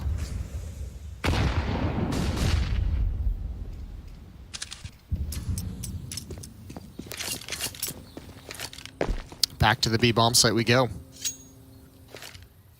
2 defenders here. Again, just that 1 smoke. This should be relatively straightforward, barring any crazy shot with the Deagle. Automatic Molotov in hand as soon as they start to hear the footsteps. He throws it a little bit early as soon as the smoke comes out. Actually, I think one player's even flirting with it a little bit. Not crossing just yet. Quiet. Automatic. Gotta be careful. Grim's waiting for his time to come through. Automatic spotted that. Grim doesn't even know it. He's lucky to be alive. Automatic very easily could have sprayed that down. That's a huge trade from Fang. Stewie's only able to get 1. Automatic still sneaking inside of the Ruins position. Late though. Cirque catches Junior out. That'll be 1 less on the right side.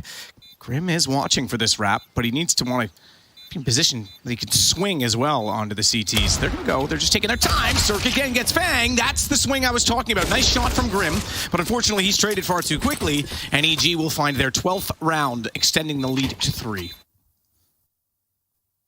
Nicely done on the retake. Not the most difficult one we've seen, but good work nonetheless. Still the op in the hands of Cirque. Things starting to look a little bit better. 3 in a row now for EG. Breezy's at 17 kills, so is Automatic. He's had a couple very impactful rounds. Stewie's just evened up at 14 kills and 14 deaths. Over on the other side of things for Complexity, Grim, Junior, and Floppy are all at 13 kills.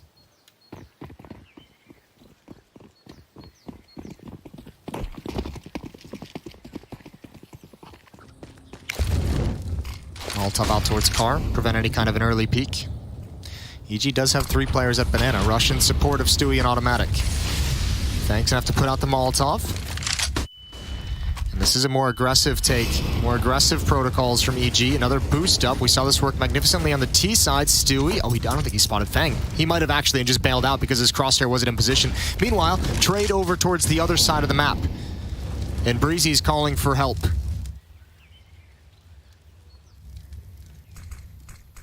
Fang is so close to death of a nade at any capacity in that tree position, and it's such a commonly naded spot, but they've already thrown a lot of the utility, so he seems to be fairly confident in his positioning. Grim inside of the smoke. Stewie's on the other side of it. He's going to back off and get inside of the arch. No one in pit, interestingly enough. They're going to push. They go outside instead.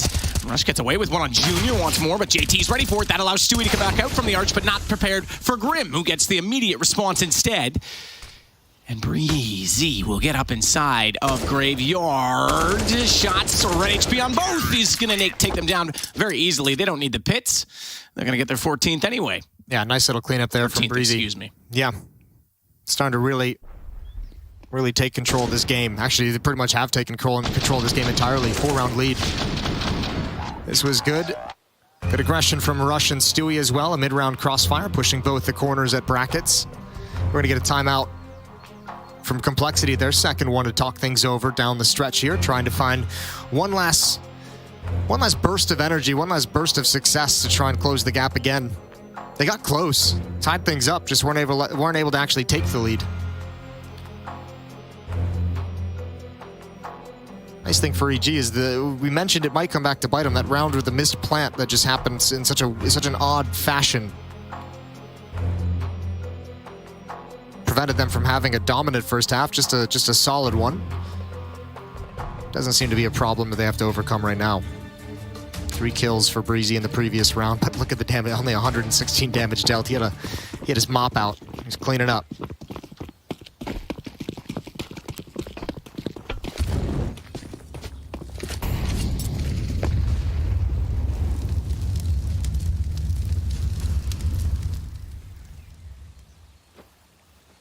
So they'll boost again, Stewie.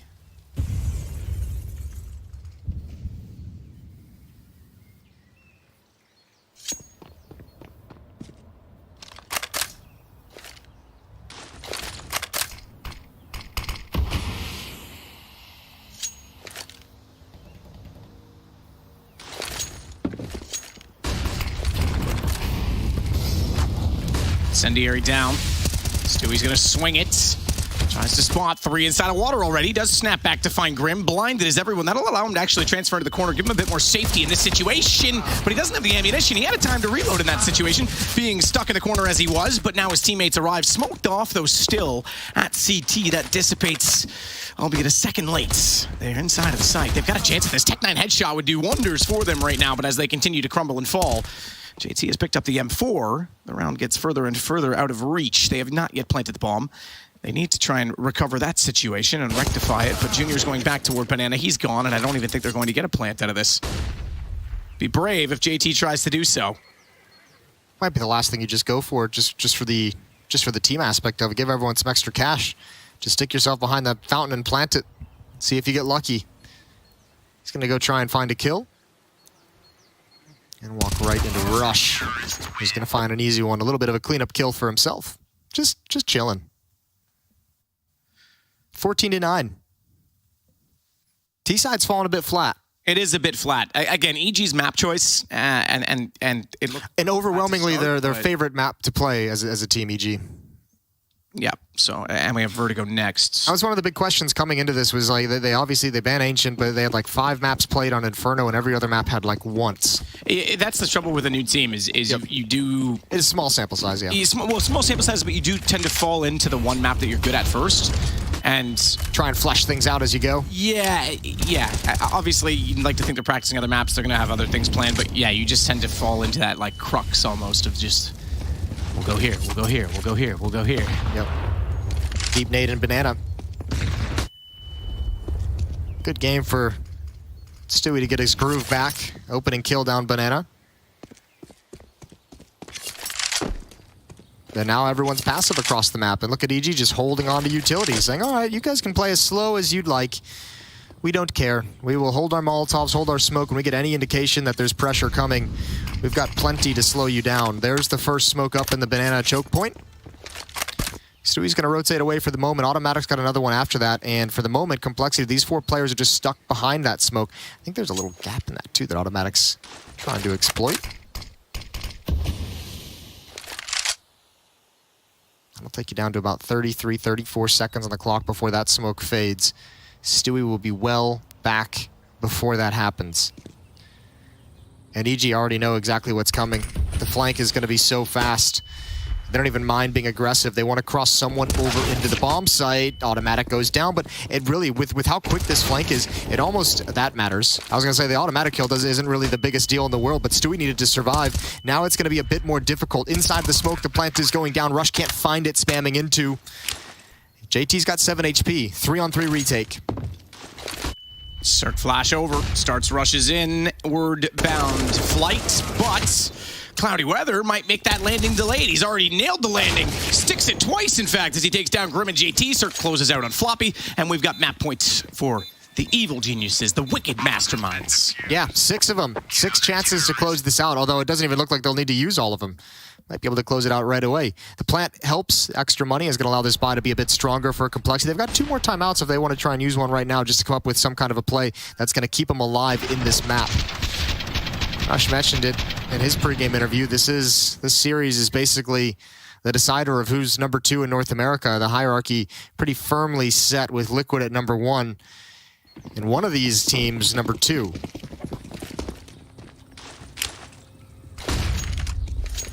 Throughout the event, we talked about Complexity looking better in terms of eye test, but also mentioned none of that matters when it's 2 NA teams going up against each other. EG feeling supremely confident in this matchup. Absolutely the case.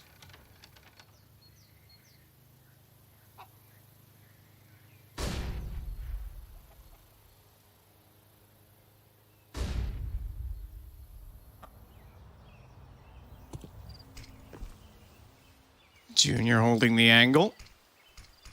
Cirque thinks about looking into it, but doesn't go overly far on it. He will this time, but he's going to get taken down too slow.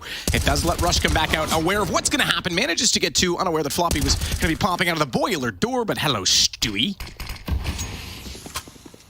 Yeah, I don't think you'd ever expect that second peek from Stewie after Rush just went down in that position. Automatic's just playing for the retake, which is absolutely fine. He's been left all alone at the B-bomb site. Unfortunately, he's going to get smoked off, otherwise this position will be strong. Maybe he can get lucky.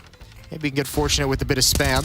Oh, actually, they go right before the smoke. What a shot from Fang. That's bold, but it's netted them a 2-on-2. I love that. I love that confidence. That is so sick. Fang is just absolutely feeling that shot. Knew exactly what he wanted to do. Knew that there was a whisker of time in which it could be rebutted as well, because then he had the vision blocked off. Fang will now hold as well in a very forward stance, make things very difficult for Stewie. Stewie and Brian. Oh wait, that's Breezy. Fang is ready, has the headshot easily. Breezy gonna try and sneak out, but Floppy gets the alternate angle, and Date is not even aware of it. It's brilliantly played. Yeah, unfortunately, Stewie's the one with the flashbang, and he was the one close up. If he could have dropped that back to his teammate, or he was the one in support that could have chucked a flashbang in there and just seen what happened. Help him maybe clear that position. Regardless, this shot, that's a stunner. I did not expect this peak before the smoke bloomed. Oh, I don't think Automatic did either. Good adjustments from Fang. You could see him clearing all the different positions, and this is just a nice, easy hold as EG rotates over. 5 more chances. However, EG's out of money after this round, so if they lose it, Complexity's going to put themselves within striking distance of overtime.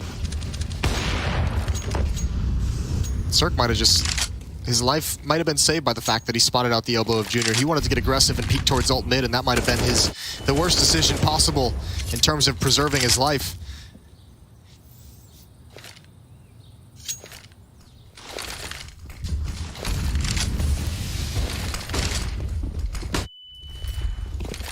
Fang and JT through smoke already on Arch side. Cirque back out, gets the first pick. That lets Automatic. Fang's hitting some bangers. Damn. I felt that. Automatic, I was going to say, get into the arch while they're distracted and get a freaking nope. Felt that one in your rumble pack. Oh. My base kicker. All right, Rush. There's 3 players here for EG, and they know they have to make some kind of move. They just don't know where the best one is. They know they have to find some information. Automatic, or excuse me, Stewie is in a bit of trouble. But he's going to put himself in a powerful position. Good find from Breezy. Stewie with another one. He does go down eventually. It's all good. 3-on-2. Another man advantage retake. Brim all alone. And Banana swings into the fight, but wasn't truly ready for it. And it's just Junior. Yeah, Junior knows he's in trouble now. 1 versus 3 to win out the game. Or win out the round, excuse me. To keep the game alive, I should say. As Grim got aggressive, gets that kill. Very different situation. Backing up. Rush gonna flash over the top. Not gonna do much for Junior. He's stuck in behind a new box. Smoke instead first, then the flash. And Junior holding out the AK, trying to buy as much time and space as possible and force them into open opportunity. Can't even find the first. Rush lands and absolutely removes him. All right, why not, Rush? A nice little jumping shot. Good win for EG. They needed it. They needed a little bit of confidence. We'll see if they can carry it on to Vertigo. That's a nice start. Either way, we've got Heku, and she's going to have an interview with the evilest of all geniuses.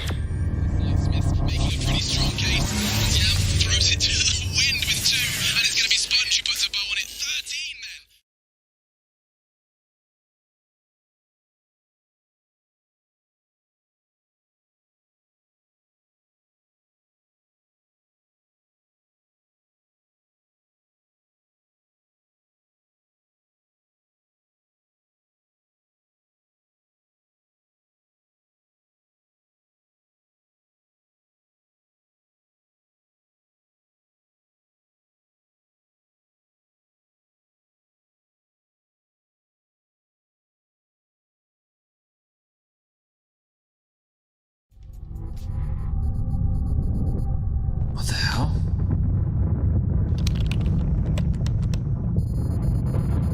Follow the brown bear.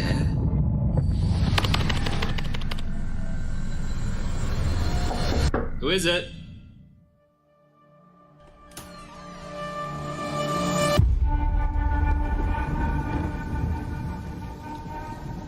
I know you fear this prison.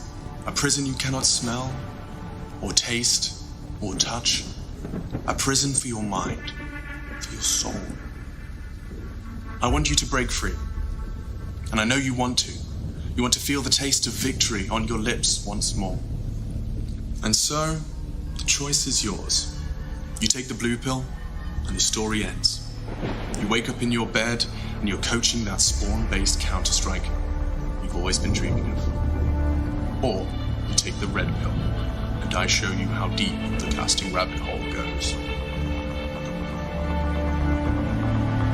The team you're coaching? Cloud9.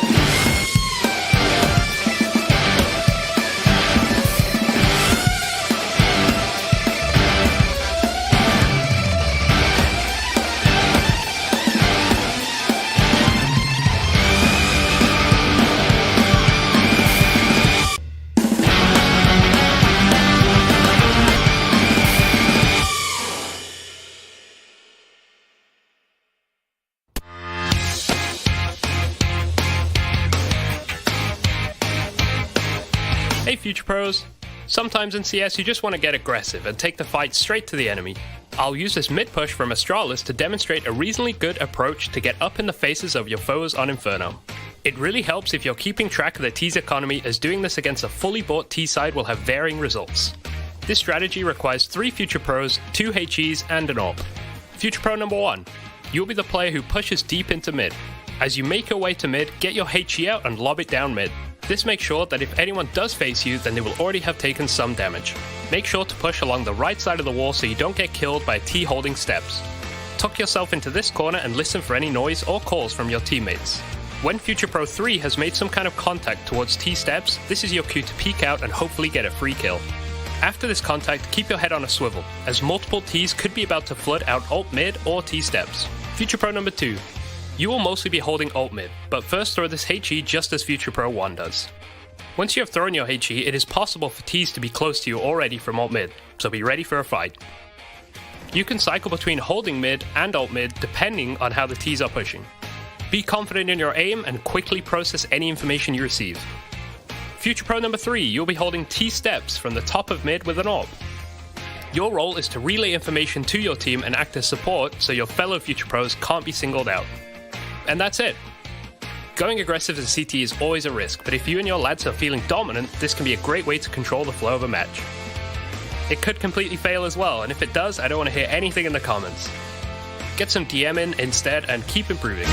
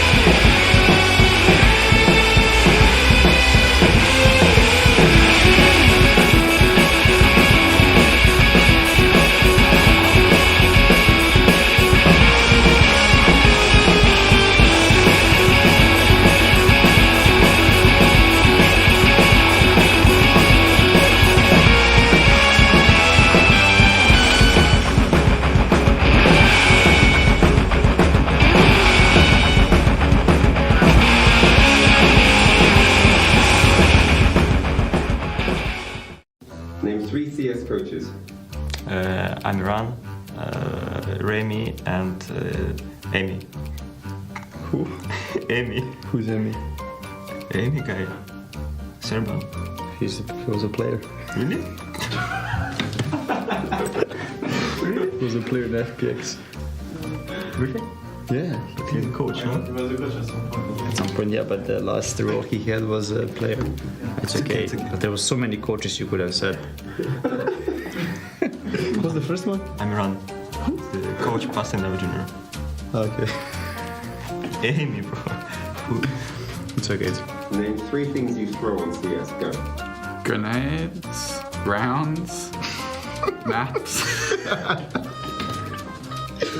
That was good. Name 3 people that you are smarter than.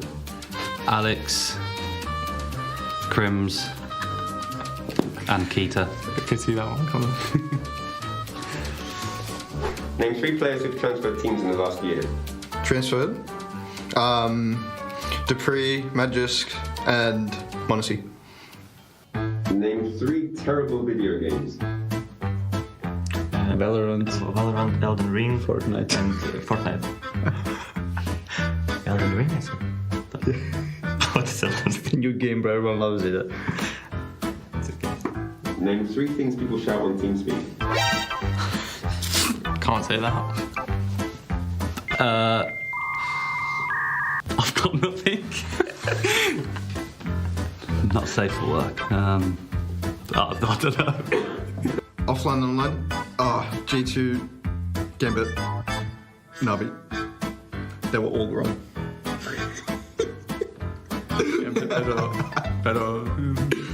Name 3 teams who are better online than offline. Gambit, Heroic, LFO. Nice. Very nice. Alex, name 3 websites you visit often. HLTV, Twitter, Facebook. There are other social media platforms that are available. Name 3 items of utility. Smoke, flash, HE. 3 things Hunter hates. Cuke, the... I got lost. How do you say opposite of cucumber, the other thing? Pickles. Like pickles, mushrooms. Losing finals. Hey Future Pros, welcome back to Overpass. Today we have a quick little pop flash for you to learn. It is a CT flash for inside connector. To do the flash, drop into this corner. Aim at the intersection of these lines. Then underhand throw the flash. This should give you an easy kill to anyone creeping up connector. Hey guys, NIP here. We're gonna have to play a fun game where we have to guess whether or not the name that we say is a band or a CSGO team. Yeah. It's gonna be exciting. Yeah. Let's do this. Let's do it. All right, I'm gonna start with this one here. Yeah. These Nuts. These Nuts. Is that a band or a CSGO team? This is a really tough one. Yeah. Yeah, I'm gonna have to go with a CSGO team. That's completely wrong. Really? That's a band. That's a band. Yep. These Nuts. Yeah. They're for sure gamers though. That's oh, that's tricky. Fox Academy. Fox Academy. I mean, that gotta be a CSGO team, no? Did you find out? I don't know any other brand that's called Academy, so yeah, I'm gonna go with CSGO. Well, there was a band. I straight throw you a shady one. Nothing but thieves. This is what you... 100 thieves? No, nothing but thieves. This is band. Really? Nothing, yeah. You know this one? No, of course. Nothing but thieves. No, bro. No, bro. Yeah. No, bro. No, bro. No, bro. I don't know, bro. I don't know about that, bro. A band called No, Bro. No, bro. Why would you choose that? That's more like a joke name for an open qualifier. Yeah, I'm gonna say CSGO. Yeah? Yeah. Yeah, I would have said the same, but it's actually a band. Oh my god, dude. Why, dude? Oh, I'm gonna start this amazing band. Let's think about name. No, bro. No, bro. Let's take that, dude. Yeah. All right. You know, double pony. Really? Yes. It's a good team. It's a good team. Yeah. It's the famous one we played against. Dark Tigers. Dark Tigers, that's Czech team. Oh yeah. Well, yeah. So that is true. I knew that's the only team that I knew actually as well. Yeah, that's a. But yeah, it's a it Czech is. CSGO team. Okay, it is. That was the easy one. I wanted to give you some confidence again. Lincoln Vikings. Really? For reals? Yeah. You guys gonna have to do better. Yeah, we have to fight against them. Oh. Yeah. Oh, I'm gonna say bad. I'm just kidding. Let me do another one. CSGO team. Lemon Dogs. Really? Is there not? Is that one there? Oh, okay. CSGO team. Yep. X twice. Okay, guys, so we just finished this game. It was pretty enjoyable, I would say. I have no idea where these names came from, but it has been very fun.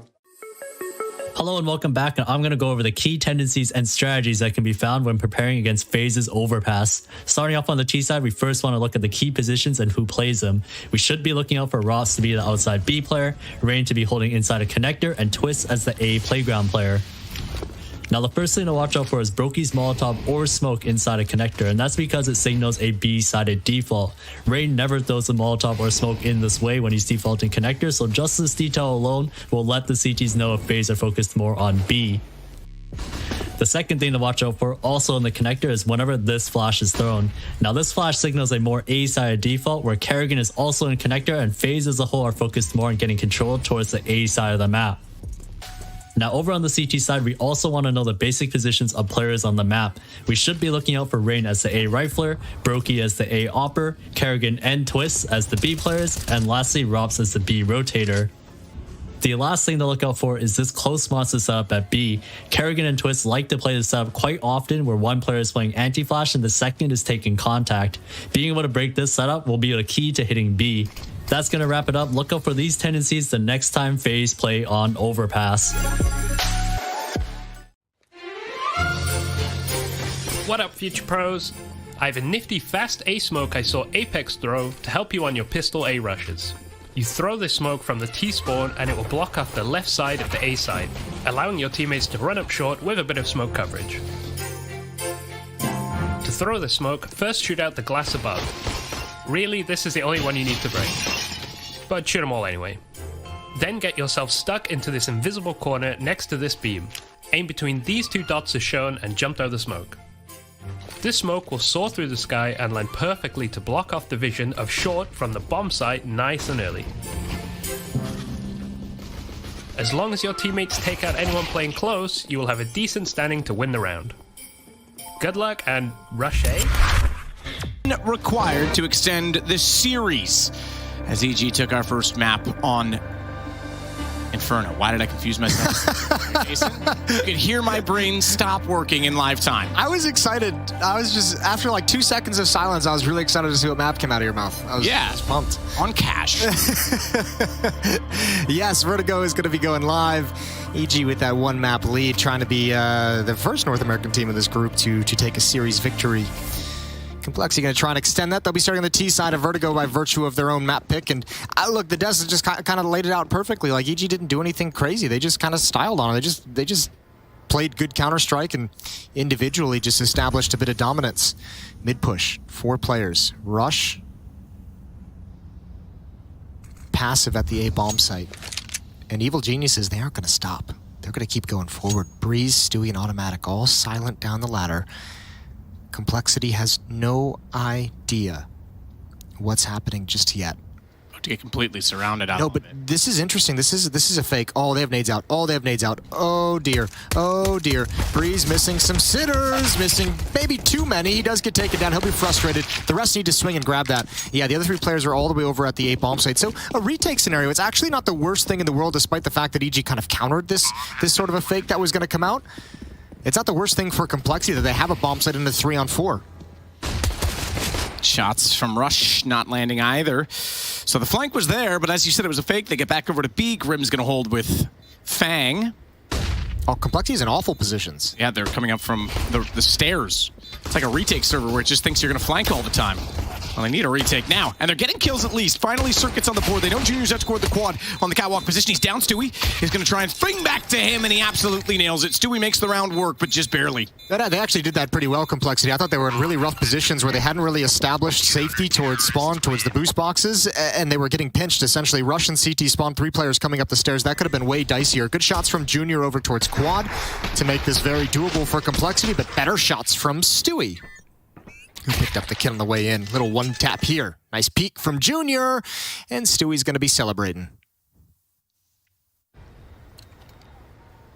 3 FAMAS, an M4 on Stewie, and SMG on Rush. It's a second round buy for Complexity by virtue of the plant. They're coming in hot. 3 rifles and a deagle. 4 rifles. 5 rifles. 6 rifles. 7 rifles, Jason. All the rifles. Rifles. There's actually 9 rifles in the game right now. A little bit of a one-way smoke. Although 3 of those rifles don't count because they're FAMAS's. Just a little instigator, aren't you? You got that tweet and you're ready to I'm ready. Trash on the FAMAS all day long. I'm ready. Buff the burst. Here we go. Automatic at generator. Cirque in support. Automatic's going to swing out, commit to the fight. He's got the first kill on Floppy. That was the only player progressed for Complexity looking for an opening kill. Instead, they've lost 2. Grim, Fang, and Junior haven't even started working their way up the A ramp, and EG is in a very comfortable 5-on-3. Comfortable indeed, with Stewie getting up on top of default box. Grim holding out, trying to find an angle and an opportunity to get a kill at Colonel Mustard. Rush, though, doubling up in close proximity of the crane, and he will elevate himself to a higher game. As he gets 3, he'll grab an AK, and it's 2 for EG.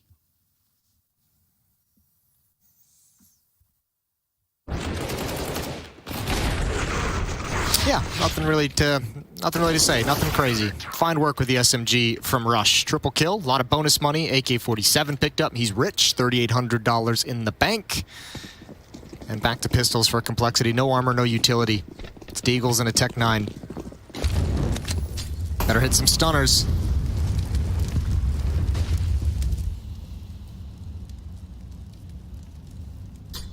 Stunners and gunners.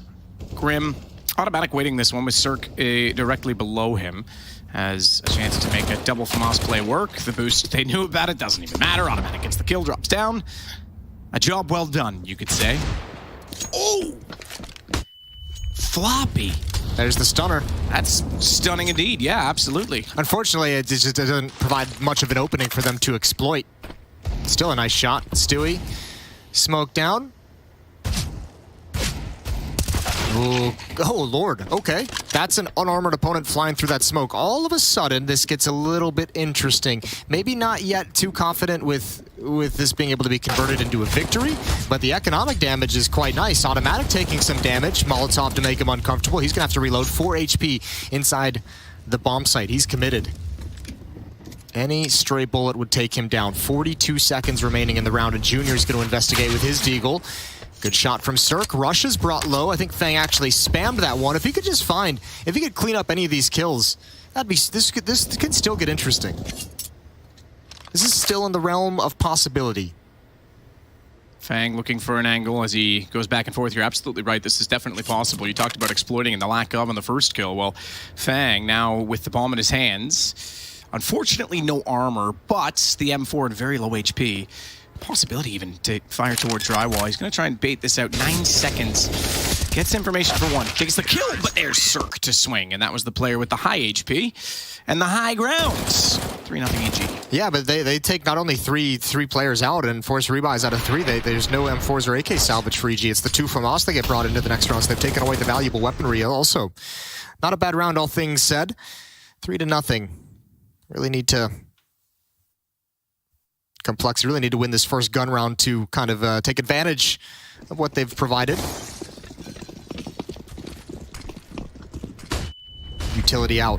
Breeze to defend B, automatic, playing in middle. Stewie and Cirque pushing down scaffolding and Rush at the A bomb site as well as the final defender For Complexity, it's Floppy and JT towards this B bomb site. Grim, Junior, and Fang watching for any pushes and playing at the base of A. We saw Floppy go for an early entrance. He might be able to get this one. Oh, he turns away, but he still got it through the board. That's a tough fight. That's an awkward fight for Breeze. He didn't expect it at all. Excuse me, Breezy.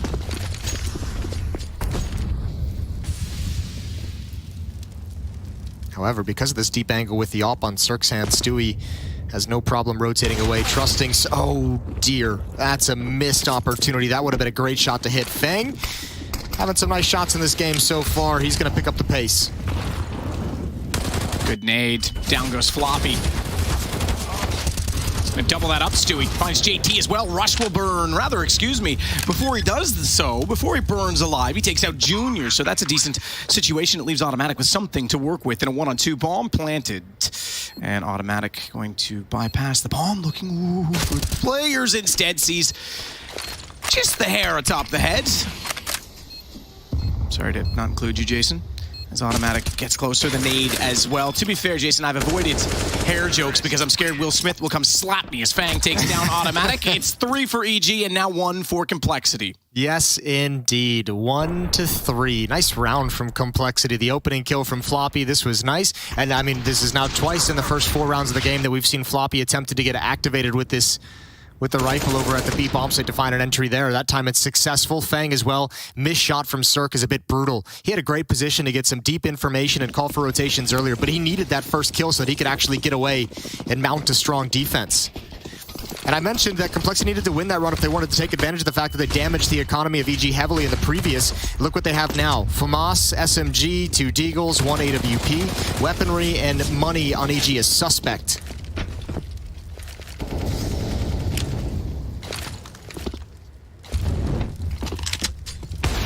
Rush tries to put himself in better position as Stewie transfers out of that spot. Caught by Junior. Good op shot.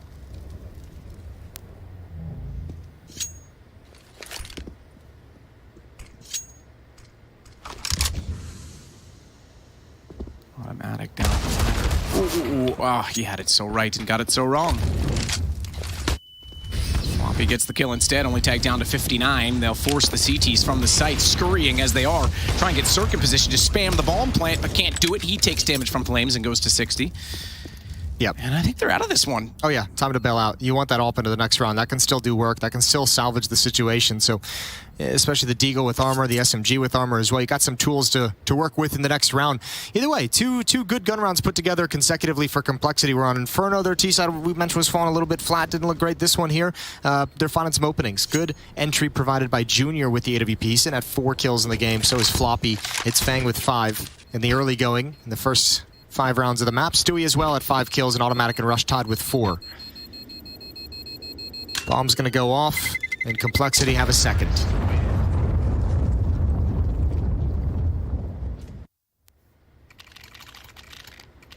I'd love to see Complexity get out to a lead. I would love to see them play with a lead. For what I feel like I haven't seen them in this event yet playing with that kind of a lead. I just want to see what it... We haven't seen them with a lead at all. I mean... Yeah, they had a map against... We haven't seen it. We weren't casting it. Yeah, we weren't casting They had the map against Ego. Yeah, you and I have not seen it. I should specify. They did have a 1-map lead in that series, ended up dropping it. That was shocking. That was a bit surprising. That one had to have stung. EG's finding a lot of space for this play down ladder. They did it in the pistol. We saw in the previous round, Grim's going to handle business. Rush goes very, very aggressive. He's dropped immediately. The op on Cirque is what EG has put all their hopes into for the rest of the round, what he can provide. He's looking for someone to peek behind that Molotov across the wall. Flashbang set up as well for Automatic to help delay and help buy some time. But Complexity's gone quiet.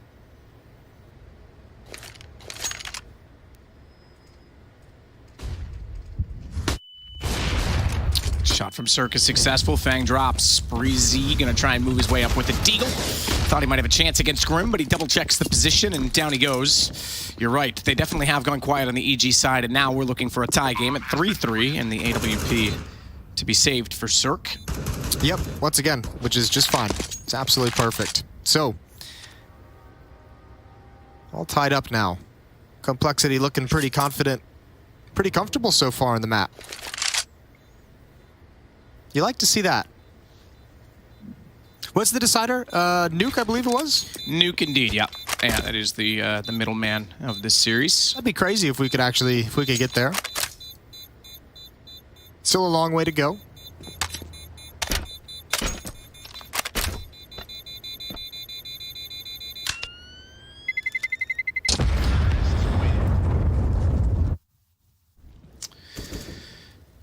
So 3-3, we tie things back up.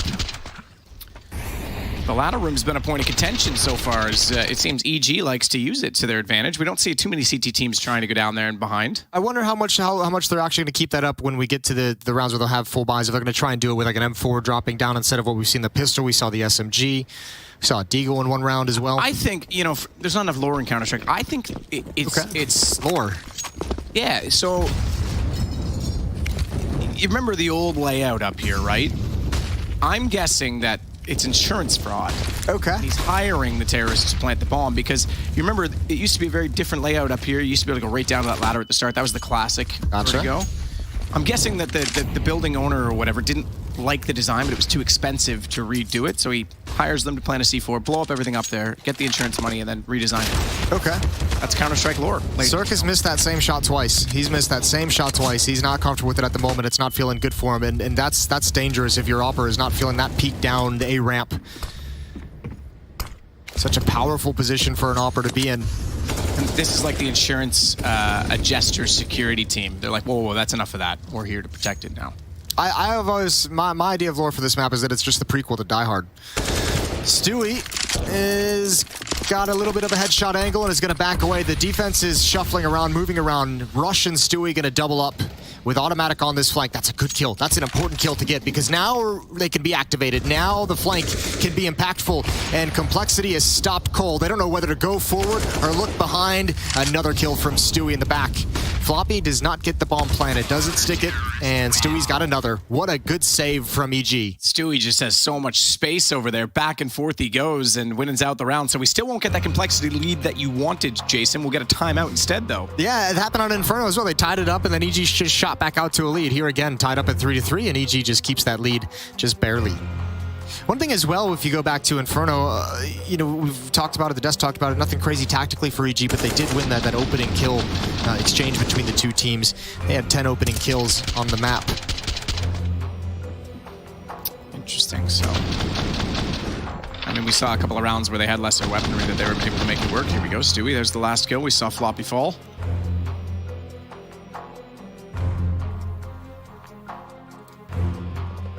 Time out for a quick discussion. It's interesting how when teams rebrand in Counter-Strike, they often change colors because blue was always EG's color. And it was, you know, it was always alluded to that the blue was coming back in the iBuyPower or Hiko sort of situation. And then Complexity was always red, and now it's Complexity wearing blue, and EG's got this whole new look, so... EG's got a pretty interesting history as well, one of the oldest organizations in all of esports. I think they started in like 2000. Oh, like a 22-year organization, 22 years old. Kind of crazy, absolutely. So, I think color is very much something that is often branded and attributed to sports. I imagine Manchester United just goes, we're pink now. I guess that's close to red. We're green now. You know, like okay. Ooh, Stewie, good shot on Grim. Obviously, Complexity. It has to do with the Dallas Cowboys. So, do love that. Do love that affiliation, blue and silver. 1 round lead for EG, 3-on-3 scenario. Kit on Stewie and automatic. Complexity just working around the map now. Their mid presence has been taken away from them. It has been denied as Grim falls. Junior, JT, and Fang just to fall into a standard A hit. Smoke wall going to be put up. This time there's no one aggressive towards the bomb site. EG is playing retake. Look at the utility. Watch Stewie and Cirque. They both have a Molotov, and they both, just Stewie has an HE grenade. They could actually slow this plant down massively, but it comes in a little bit. Oh no, they do. They don't stop it, but they at least get the kill onto the planter. It's spread a little bit late, but that's a massive frag to get. Flashbangs out. Here we go. Retake's going to come quick. Stewie inside the bomb site playing with the smoke. He spams 1 through. He spotted Fang. It's just Junior left in a 1 versus 3. Blinded up. He's got to give up the angle just for the moment. And peeking back up Cirque. He wants to pick one off. He sees the leg underneath. He can actually spot the bomb and the diffuser. And no, he thinks they're on it. He thinks they're sticking it. There's one. Now he's hiding. Automatic pushing up. And oh, that would have been a great no-scope to get. But it's not going to happen. EG get their 5th. Oh, he was close. Very close on that flick towards Cirque. And you're right, he thought they were sticking that. He heard the tap. He thought Junior stayed inside of the smoke. It's EG with a 2-round lead again, as Complexity will be forced back into a situation in which they'll be able to buy, but the money's starting to dwindle. I hate to say this, Jason. Are you ready for this? I am. Vertigo's growing on me. Okay. Yeah? Like a bad fungus that I want to get rid of. Do you, though? It's growing on me. No, I think everyone has the kind of same feeling to it. Once tactically it evolved a little bit, we can hold the phone on this. This is a fast pace towards mid. Molotov going to slow things down, going to prevent the split, but Breeze has been forced out of the bomb site because he has no support, so they should be able to get a plant. That's a huge kill to find, but 2 bigger ones from Russian middle. Stewie behind the sandbags. I think he was blocked off by the smoke for just a moment, and JT all of a sudden, that looked a little bit promising, but it's all been ripped away. JT's left in a 1 versus 3 with just a Galil, the poor guy. Changes his angle to get more coverage, more maneuverability inside of the side, and therefore out of it to try and fall off if he has to. No one flanking yet. We did see a push toward the top of the mid-stairs, but there's no need to get over-aggressive and over-serve in that position. Stewie knows he has the bomb, so he'll stay exactly where we just saw him, and he even gets Breezy over top of the mid-window to cover that position. Therefore, Cirque smartly knows that if he is still at B, the best option that he has is actually to go forward, and that's why he's covering it off and should get the kill. Should get the kill. Didn't. It was a good shoulder peek, to be fair. Good bait. But they know now this is likely his way of approach through middle somehow. Walk off the edge in that smoke. All right. When are you the devil on his shoulder? He was so close to the edge in the smoke, I thought he was going to do it. Do it. Walk off. Do it. Walk off the forward. 3-round lead. EG's doubled up Complexity's score. Nice recovery from Russian middle. This was massive around the smoke. He found a huge gap. He could drive a semi through that gap, and he exploits it. Could you drive a key truck through it? K-truck? I don't entirely know what that is, but yeah, let's... You know, a little mini truck, like a Suzuki Carry, DA63T. All right, weird flex over here, Matt. And I can't wait. Automotive flex from Sadicist. Off in Cirque's hands still. Complexity back to pistols, Tech 9s, and Deagles. Full magazine spammed into the smoke, and that's the go signal for Complexity, but they've got nothing to deal with Rush. They've got nothing to handle. Oh, except for Fang. Except for Fang and his Tech 9. That's the second time Fang looked like he had no chance in a fight with the Tech 9 and he made it work. Previously, it was jumping through smoke to take down Stewie with impact towards scaffolding. This time, he gets a quick and important trade, or else Rush would have killed everyone.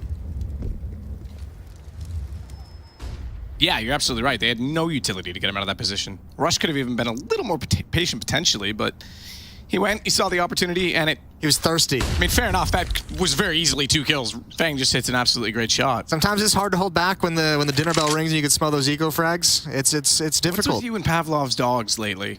Is this what you do to your dogs? Do you ring a bell for them? Yeah, no. Well, yeah, to train them, we had that little, the little clicker. I guess it's not a bell. Easy clean up for Breezy. Stewie's gonna do the same. It's fair enough. That's not a bell, but yep. Rush even getting fanged the old nice shot. 4-round lead for EG on the CT side of Vertigo. And they've got some money built up too, which is quite nice. They've got at least, like one buy behind this, maybe 2, depending on how things play out. Complexity having a tough go of it in these recent rounds. 4-round run for EG. After suffering 3 losses from rounds 4, 5, and 6.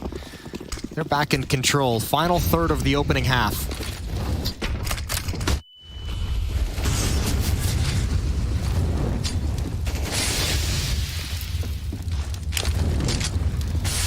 Bounced. Okay, that's extinguished. Well done, Stewie.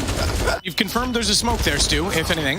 He's going to get an assist on Fang because Cirque above him got the kill. JT will take him down. I don't think that was the best round we've seen from Stewie. Were they? I'm wondering if they're like setting up a play, because it seemed like they really thought that Molotov was important. The first one obviously doesn't go deep enough, gets extinguished. Stewie's as well. Didn't go nearly where he wanted it to. Still, in his death, he lowers a couple into the open for his teammates. Cirque and Rush each with a frag.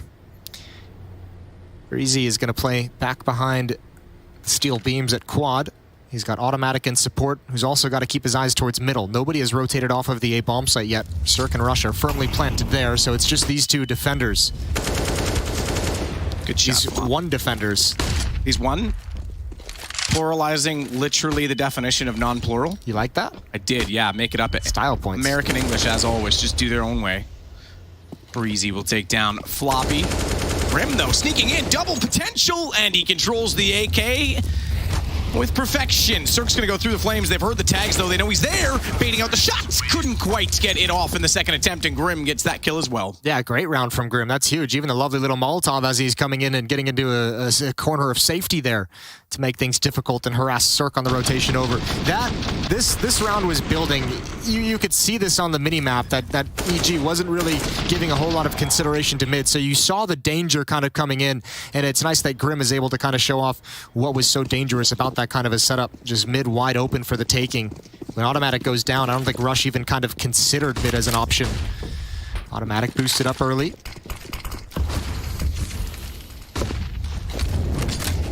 Nothing too aggressive. All the utility is going to prevent both teams from getting too curious about a ramp.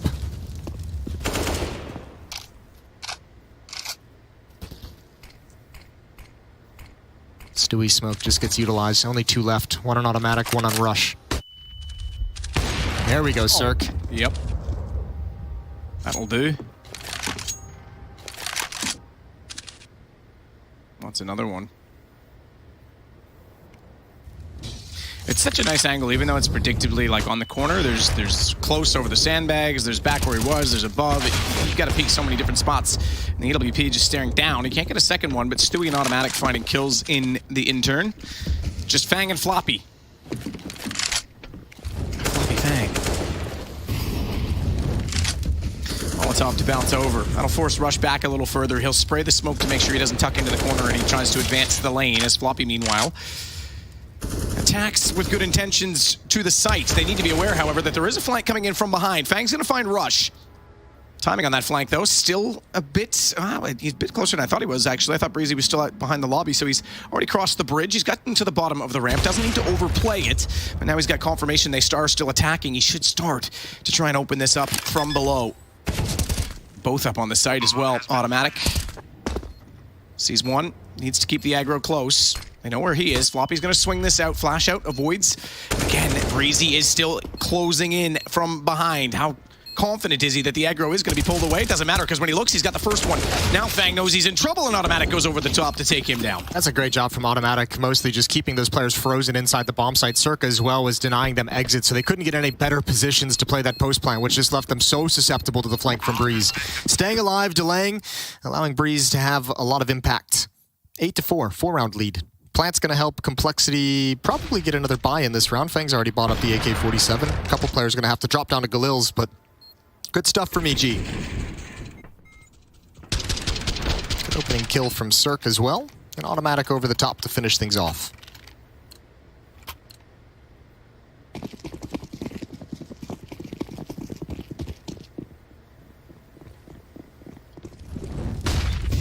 JT gets in the corner. Nade goes past him. A little bit of damage dealt to both he and Floppy. Close smoke to Plume and give an easier time for the boost. And you failed it. Made noise doing so. No response yet to that from Breezy, though, and Floppy's gotten up inside. He might get the chance on this. Breezy's still looking. JT's going to get that shot instead. Now he's already forward, more so than they would have expected. So as he swings, does he spot? Doesn't matter. Automatic with the kill instead. Continues to spray. That's a tough one to transfer. So he resets his aim, but that gives Junior the chance instead as Grim closes out on middle. Cirque suddenly realizes he's got to cover off the B site. Doesn't fancy both angles, so he'll drop inside as a Molotov lands on top. This puts pressure on Stewie to support. Through CT, he has gotten there. It's going to be a tough cross. Junior does have a smoke, but he's the more advanced player. Going to drop it back to his teammate.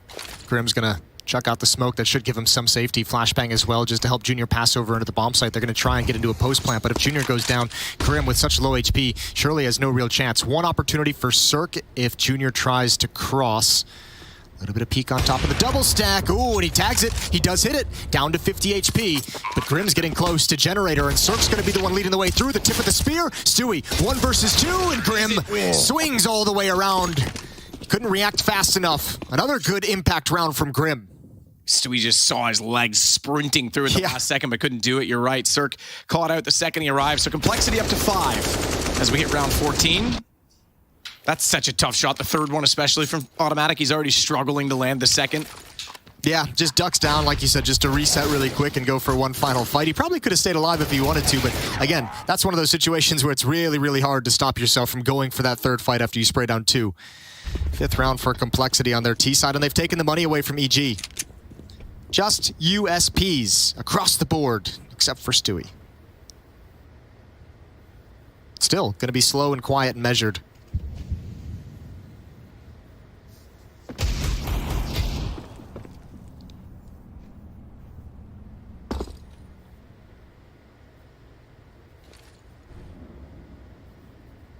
You had a decent amount of space to work with that.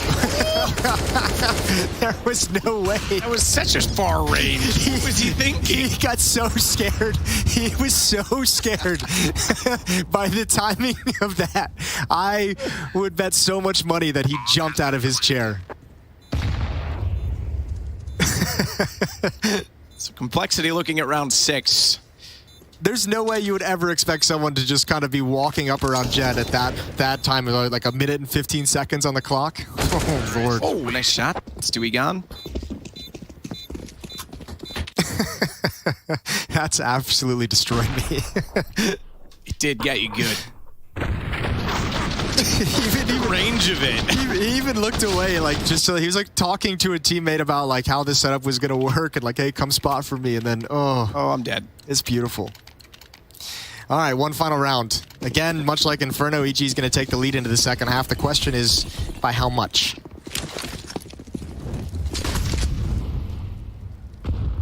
Automatic. Deep flash. Oh, Breezy got caught by it as well. He's got to be careful. They don't have any positions to catch him. They did go for the boost, but JT was about a split second too late. Oh, and then when he gets there, Automatic's got other ideas. Bang. Well, we've seen Floppy in this position before. Ooh, the timing is almost there. That's a great win. Didn't expect the second one, but now he knows that the flashbangs are perfect. Good utility support from Junior. Floppy's got to be careful.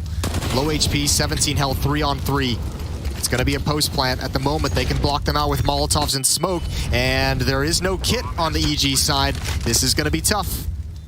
Tough indeed. Oh, all 3 players, though. I think Junior might want to work his way over towards quad, perhaps? Couldn't land the first shot. Smoke for Rush, you're right. If they stay on that side, that's going to be a problem. He's easily going to put that toward the top of the stairs. Flash as well. Fang's caught.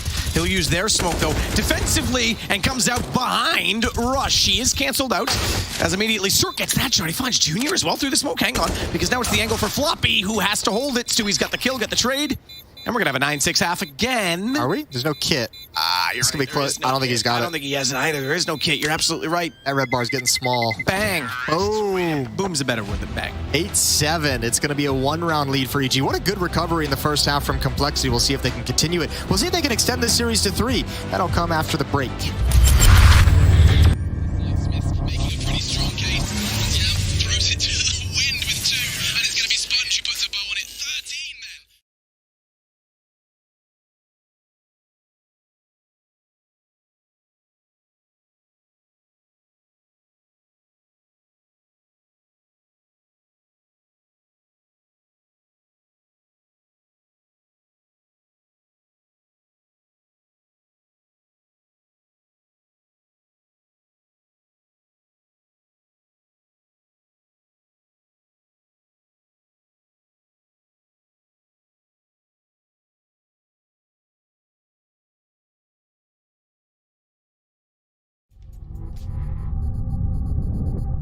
What the hell?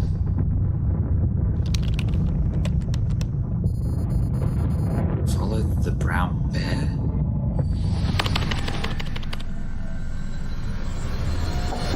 is it?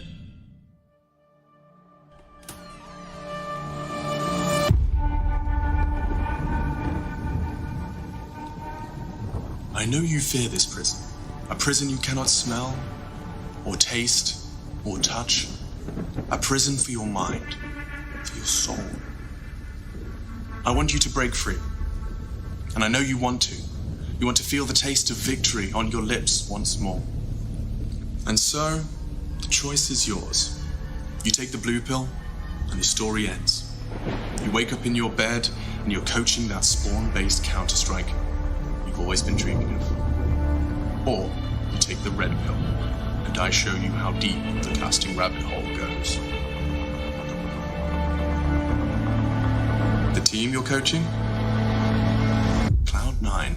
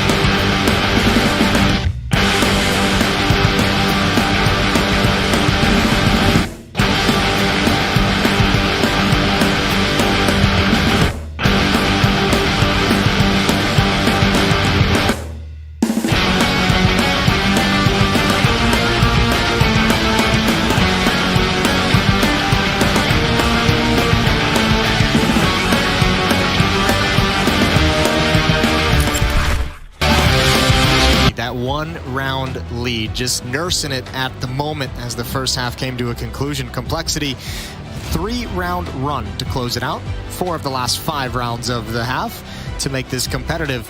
It's Grim and Floppy leading the way for Complexity. 12 kills apiece on the EG side.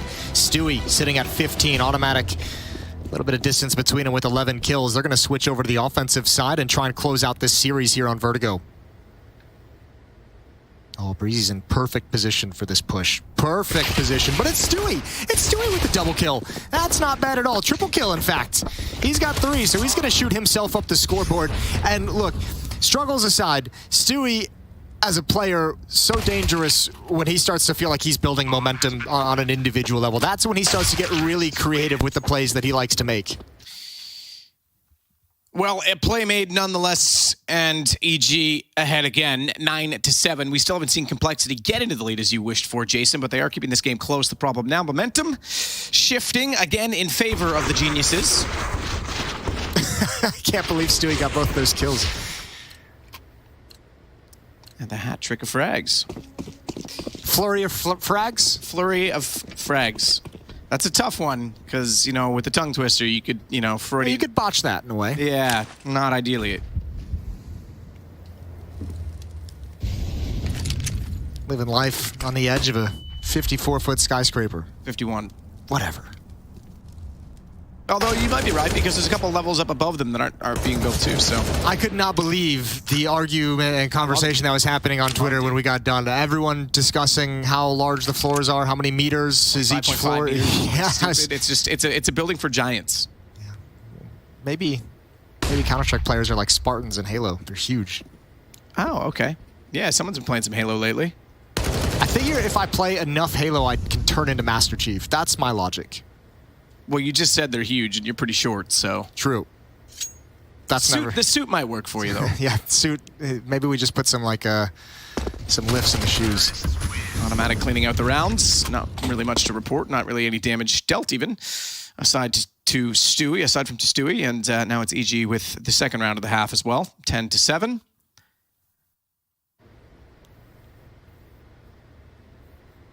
Can I be your katana?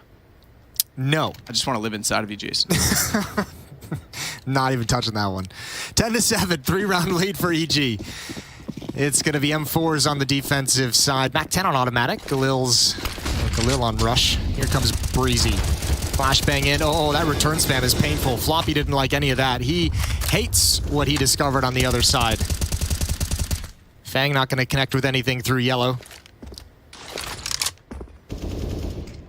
Just a default spread from EG to start things out. Rush watching middle. Breezy and Stewie working together over at the B bomb site. Circ and automatic at the base of A ramp for the moment.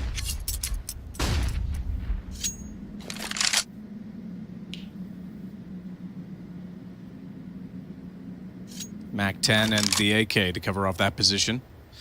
This mid position again using the drywall.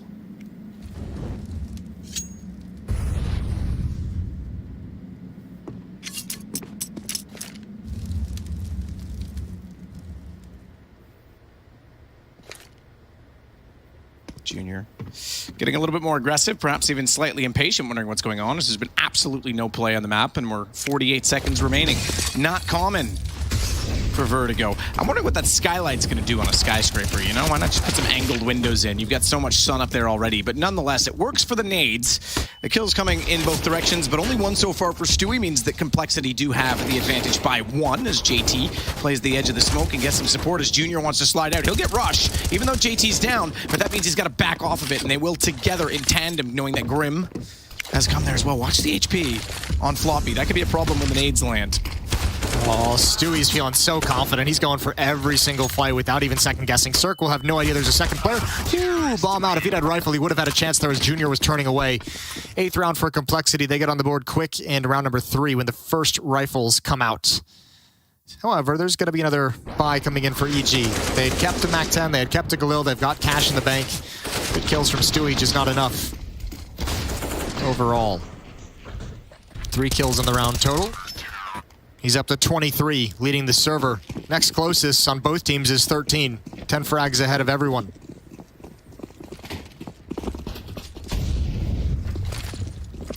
Complexity had this double stack in the previous round, but nobody spotted it. Nobody from EG even flirted with the idea of looking at mid. So Complexity's going to run it one more time, but Stewie's got to kill through the smoke. Things just working out for him today. Junior, a couple of shots, tapping down the ramp. My goodness, he was absolutely spot on hitting Cirque. Fortunately, he didn't know that from Cirque's perspective and stopped shooting before the last bullet put him down.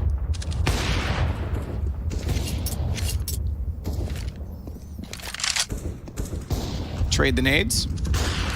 Here, you have this for Christmas. Play support, you're low HP. Got him a Molotov for Christmas. Is that where you're going with that one? Yeah. Quiet again. EG has not decided where they want to end. Not really aggressive on any part of the map. This is interesting, though.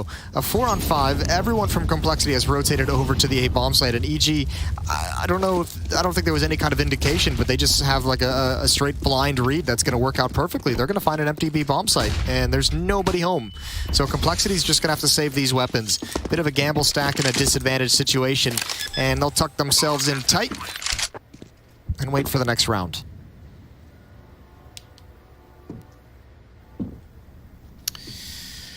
Push down together, make sure it's safe, and they'll hold out, as you say, wait for the next round. So 11 now for EG, as we get 5 from the finish. And this would obviously mean the Complexity will not be able to advance in this stage. You know what I've started doing, Matt, that I think is really increasing my deathmatching skills and ability? I'm playing the Halo battle music while I'm deathmatching. Dude, not a bad call. It's a great combination. It's very intense. It's so intense. It makes you want to destroy everything. Yes. Yeah, no, it's a great song. They've done well to make that and evolve that as well, so it's not just the same and annoying every time, to make it kind of, you know, have a feel to it. Yeah, they have like the Mjolnir mix now or whatever it's called. There's a ton of them. Yeah. I might just listen to that walking around the city. You know what other song used to be great for just menu music? Not talking about entire game soundtrack, but the Medal of Honor menu music. I never played that game. I don't know. Yeah. I'm currently on my playthrough of Ocarina of Time, and that music is lovely, absolutely lovely. Back to Counter-Strike. Molotov is out. Yeah, we've got easy friends here in Counter-Strike. That's them all. So. And the flashbang dance song that came out That's is true. Yep, the major. Yeah, Vickers and Nothing or whatever it is. Yep. Vickers. That's so funny. I think it's, I can't remember, but Nothing's in it, and that's all that matters. That's all that matters. Grim, Good baby. Down behind the sandbags, gets the shot, takes down Rush. Positioning as Sechi stays with 46, but he can't get a reload in. He's going to try and go for the pistol instead. Does do decent damage onto Stewie. That allows Fang to come out and finish what he started. So 1+2 assists for Grim in that situation. Not too shabby as Floppy closes out the round. Yeah, that's a great round from Grim. Huge impact, allowing Fang to just clean a couple frags up in middle and basically eliminate a split of that attack. Down to a 2-round lead. EG have a bit of a decision to make. They could force a buy here if they really want to, if they're really feeling confident. They have enough money for it. It's kind of right on the edge with a couple players, but they are going to go for it. Galil's picked up from Cirque and Breezy, so they can pick up utility with it. AK-47s on the rest, so still a powerful buy. Here we go, another default spread coming in. Neither of these teams really breaking out of defaults on their T side. We haven't seen any like real change of pace. We haven't seen any real like, a call out of spawn to go for some kind of a play that you see. It's just kind of default. Let's find a kill and see what we can get. Going for the mid-round reads. I think Complexity in their first half did bust out that mid-rush 1 or 2 rounds.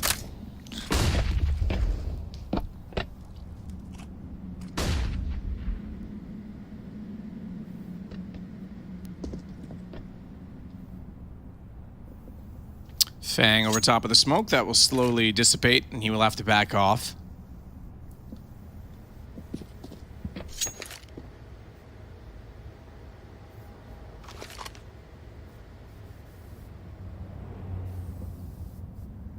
Stewie to lead the way. They're going to go in for mid. Automatic already at the top of the ladder is going to join them, so too with Rush. Molotov top side of the scaffolding. That'll hold JT well off the mark for a while. They can go either direction from here should they elect to do so. And Grim in the rotation needs to be aware. Oh, okay. Now all the utility coming through middle. Rotation from Junior is going to be the first to arrive, though, and out from the lobby. He gets one of the AWP. Can't do more. Smoke's still on top of it. Grim needs to be careful with ammunition firing into it, because if they drop down and he doesn't have a lot left, they'll overwhelm his position. But Fang with a great shot. Stewie can't follow up. That lets JT walk back out when he does. And Grim will close. Down goes Cirque. Great round from Grim. And now Complexity looking pretty poised on this CT side. We're within 1. Yeah, that was a convincing and an emphatic win to not only just take that victory, but also just crush whatever money that EG had. That was their last buy. Now they're just kind of stuck right around 2K. Not much they can do. What a great collapse. Complexity doing a good job in this second half of finding some of the first frags in these rounds, and EG, there was no access to anything. So, just Glocks. They can't invest anything they'd like. There's only a 2-round losing bonus built up, so they'll be sitting, what, like 4,400 in the next round? So, pretty similar to what the previous buy was looking like with the 3 AK-47s and 2 Galils. They could go for something similar.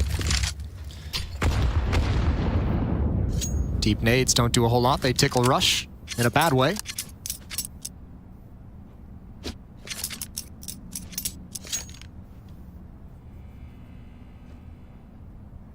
Stewie's still 10 kills above his next closest.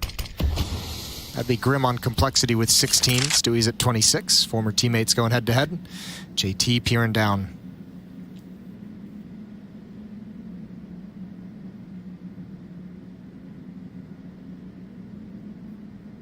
This is going to be a slaughter. As soon as contact is made, they're all going to peek. And EG's going to get mowed down. No chance. No chance at all. We're all tied up. Now, we talked about this a couple times too. Complexity has gotten to this position. I think this is their 3rd time now bringing the game back to be tied. If you go back to Inferno, there was one here early on at 3-3, now 11-11, but they've never been able to actually take that lead. They've never been able to win that round that puts them around ahead of EG and play from the front. This would be obviously just straight up a lovely time for them to be able to get over that. Yeah, I'm more convinced now than in the other instances where they were kind of roping the rounds together and the economy wasn't in their favor. This is very strong few rounds. They've shut down any attempt from EG, mid-attempts, splitting the map, just winning out the duels. Very convincing over the last 2 rounds in particular. particular, as Rush will hold off the top side of the lobby once more for EG. Meanwhile, JT and Fang getting aggressive on the ramp this time. Smoke's gonna dissipate, but JT finds the shot first. He's nearly got automatic as well. They will, I should say. He will do the damage. Grim will follow it up with the nade. That was an awkward fight for automatic. I don't think he even realized that his entire lower half of his body was fully exposed for JT. He didn't even really have an even chance of fighting back. And now Fang follows it up with aggression.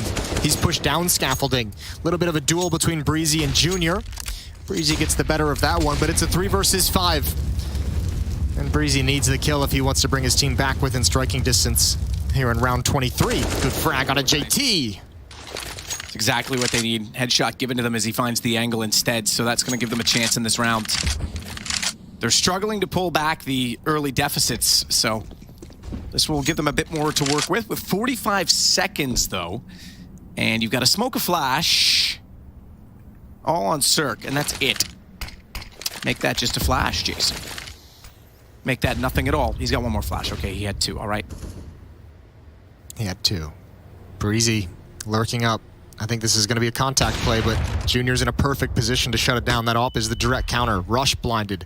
Floppy can't get a clean shot, a clean look at the fight, but he's at least called out the information. Nice win. 13 HP. Cirque left in a 1 versus 4. He's only going to get the 1. Good trade from Floppy. And there it is. Complexity. They've gotten over the hump. They tie it up, and now they take the lead. 12-11, and that's going to force a timeout from the EG camp as they talk things over. T-side has really slowed down and cooled off. It's been 4 straight for Complexity on defense, 5 of the last 6 in their favor as well. And they're starting to look good in this game. Biggest thing is, again, there's money as well that's a concern. Floppy's at 10K, Junior and Fang right around $7,500. In these past 4 rounds, EG's only gotten 4 kills. B's been closed, A's been closed, and EG has yet to consider flirting with middle.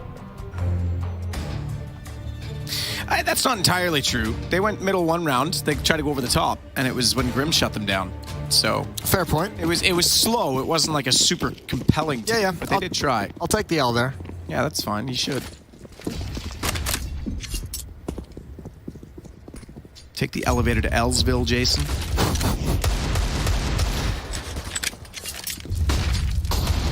Breezy. Man, this guy's hitting headshots. Unfortunately, it's not winning them rounds. Complexity by 1 as Grim pulls that back, levels this round situation as well. No more pistols or prowess to follow up. They have to subside slightly in the round and fall back to grab the bomb. Rush will do so. Breezy really had a chance for that second one, too. That would have been incredible. Call it giving him the bit. Junior. Is this going to be a run boost? Yep. Absolutely. Here we go. All right, Junior swings wide for it. Doesn't connect. Fang's done a good amount of damage, but that's pretty much the go sign for EG.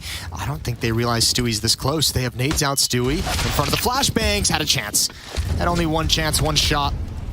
Did not miss your chance to blow. This opportunity comes once in a round for Stewie. Yo, Automatic's got the follow-up, though. That Deagle hits the headshot. Grim with 2 again. Multi-kill master, so it seems. Rush, he's in trouble. That's not really a wall beside him. It's just a bit of tarp on some metal, and it's very easy to penetrate. I can't believe he didn't want to... He wanted to go for that gun. I'm surprised he didn't. I'm surprised he held himself out. Now what does Rush do? He doesn't know where that second player is.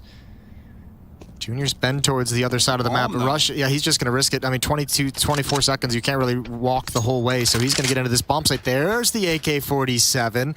That's beautiful. A very doable 1 versus 2, and Rush is going to have a lot of time to position wherever he wants, although he doesn't quite realize it yet.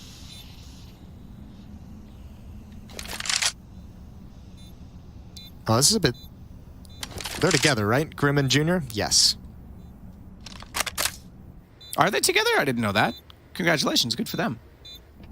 Headshot potential. Rush can't hit it. Now they know exactly where he is. He's in trouble because they can go either side. They can trade this out. He's going to try and sneak back by them, though, and isolate it. They're aware, and Grim holds his nerve to take him down. It'll be 13 now for Complexity. That was a cool play, though, from Rush. There was a real good chance that he's able to win that. That's a nice way to isolate the one-on-one right there. Just unfortunate. Grim's really heated up since we switched sides, and he's been on the CT side.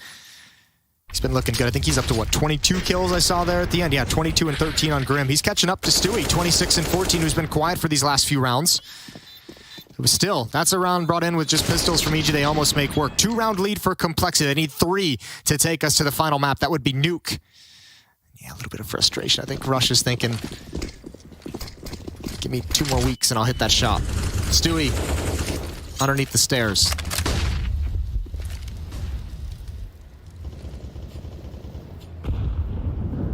Flash at the ready to try and put their teammates in position, but Stewie, good position, catches it off, no flash blinding for him, and he gets the kill. Not only that, somehow very cleverly manages to evade Grimm's shots, who suddenly realizes they are getting much closer. Breezy spotted, so Grimm won't go down quite so quickly, but that Molotov's going to be very awkward. He's still partly blind, so takes a few ticks of damage from it. That was a sick little piece of movement from Stewie in a high-pressure situation. Great double kill as well. Grimm is being flushed out of every position he's wanted to get into. Ooh, good shot from Junior, and a big save from Fang. And there's Grimm with a double kill.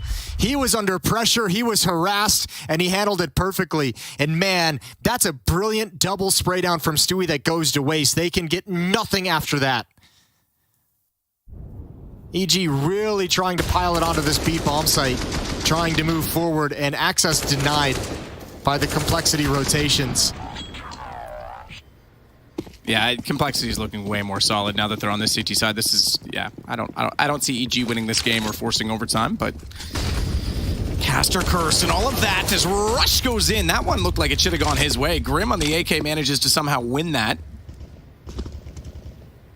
Gets the kill, goes down to only 46. Yeah, that's going to be a frustrating one for Rush. He's going to be wondering where his bullets went. Nade damage onto Stewie, who's already on to 46. Nade didn't do much of that, but still going to make things a little less comfortable.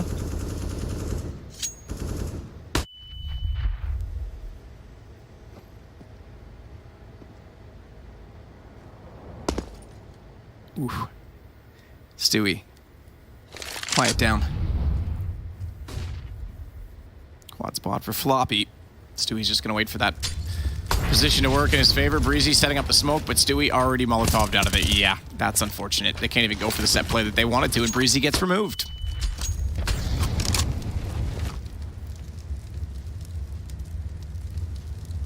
Another shot. Yep, Grimm's looking really good these last few rounds. Yeah, he's warmed up into this game. He's looking phenomenal. Oh, that's a perfect flashbang as well. Everyone's so blind. Grimm's going for that with the USP. Staying alive, M4 in hand now. He'll get the assist. 15-11. It's Complexity with 4 chances to close this out. And like you mentioned, they might not need all 4. They're looking very, very good powered by Grimm at the moment. 27 kills. Almost caught up to Stewie. It is a Grimm versus Stewie battle at the moment. They are far and away above their teammates in terms of the scoreboard. 27 kills on Grimm, 28 on Stewie. Round 27. A grueling battle for second place in North America. A grueling battle for second to last place in the group.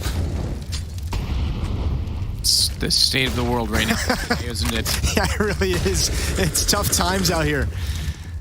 It is tough times. Oh, nice flashbang. Completely blinded, but the rest of the players are gonna pounce. Good kills from Grimm, or from Fang, excuse me. But Grimm is still here, still alive, ready to go. 50 health. Cirque checking behind them at this point in time as well, making sure there's gonna be no flank. EG desperate to keep this game alive. 3 rounds on this half, and they won the pistol to start it off, so that's really all they did to get going. Cirque sneaking up slowly toward the scaffolding, and Junior's going to be doing the same on the opposing side with the AWP from above. He's got support, though. Even if he doesn't hit the shot and they think, oh, well, let's chase and run the op down. Guess what? You get Grimm there with an AK, and that's going to be a problem. Smoke behind them. So further confirmation that they're there. The lineup, though, that's a problem. It's the AK first. Junior manages to hit it and fall, and he's going to smoke himself to buy space, but they're going to go through that. He hits the player further away instead. Rush recovers, but the bomb was dropped, and this is going to buy time. It's a one-on-one. 38 HP for Rush, 26 seconds in the round, and Floppy still has a smoke, a flash, a kit, and 100 HP to play with on the M4. Yeah, but it's been quiet for so long. Floppy needs to hold his nerve. He might be considering the fact that Rush could have gone to the other side of the map, although Rush would have to be running now, so Floppy probably would be able to hear that. And now the signal is in, and Floppy's just going to go for it, hopefully have him trapped, and there's a nice, easy win. Huge job from Junior, double kill as they enter into the bomb site. That's going to be a second map victory for Complexity. And we've got Heku. She's ready again, this time with a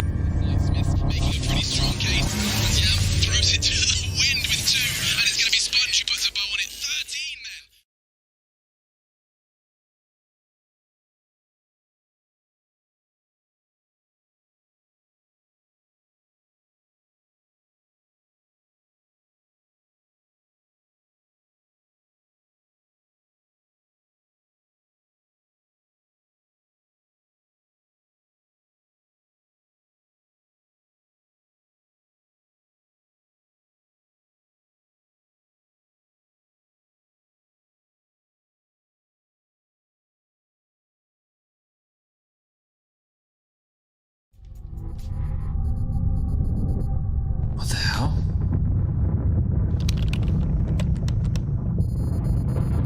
Follow the brown bear?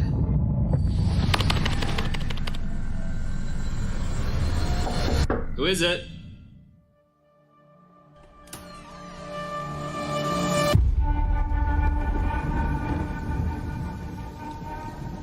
I know you fear this prison.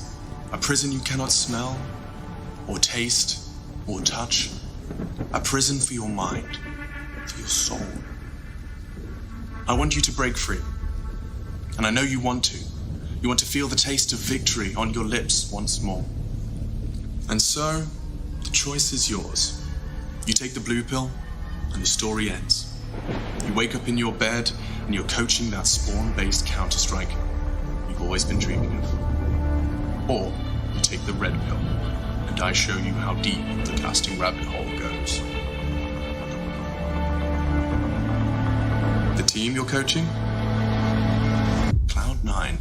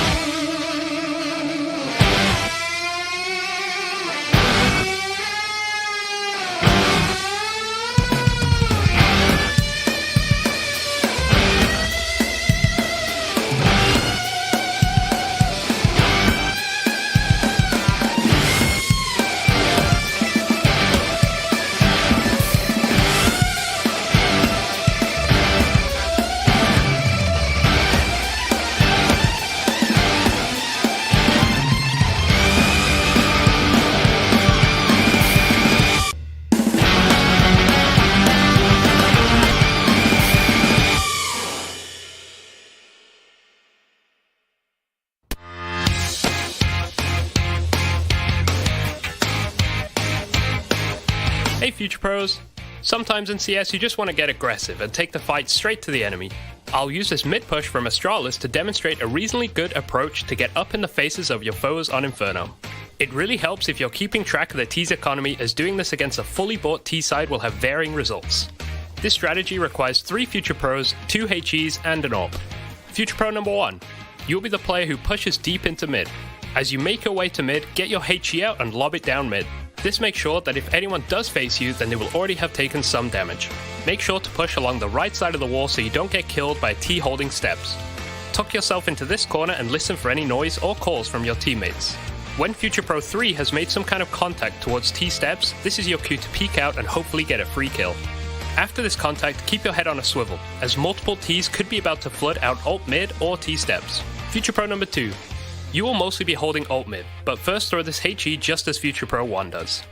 Once you have thrown your HE, it is possible for Ts to be close to you already from ult mid, so be ready for a fight. You can cycle between holding mid and ult mid depending on how the Ts are pushing. Be confident in your aim and quickly process any information you receive. Future Pro number 3, you'll be holding T steps from the top of mid with an AWP. Your role is to relay information to your team and act as support so your fellow Future Pros can't be singled out. And that's it. Going aggressive as a CT is always a risk, but if you and your lads are feeling dominant, this can be a great way to control the flow of a match. It could completely fail as well, and if it does, I don't want to hear anything in the comments. Get some DM in instead and keep improving.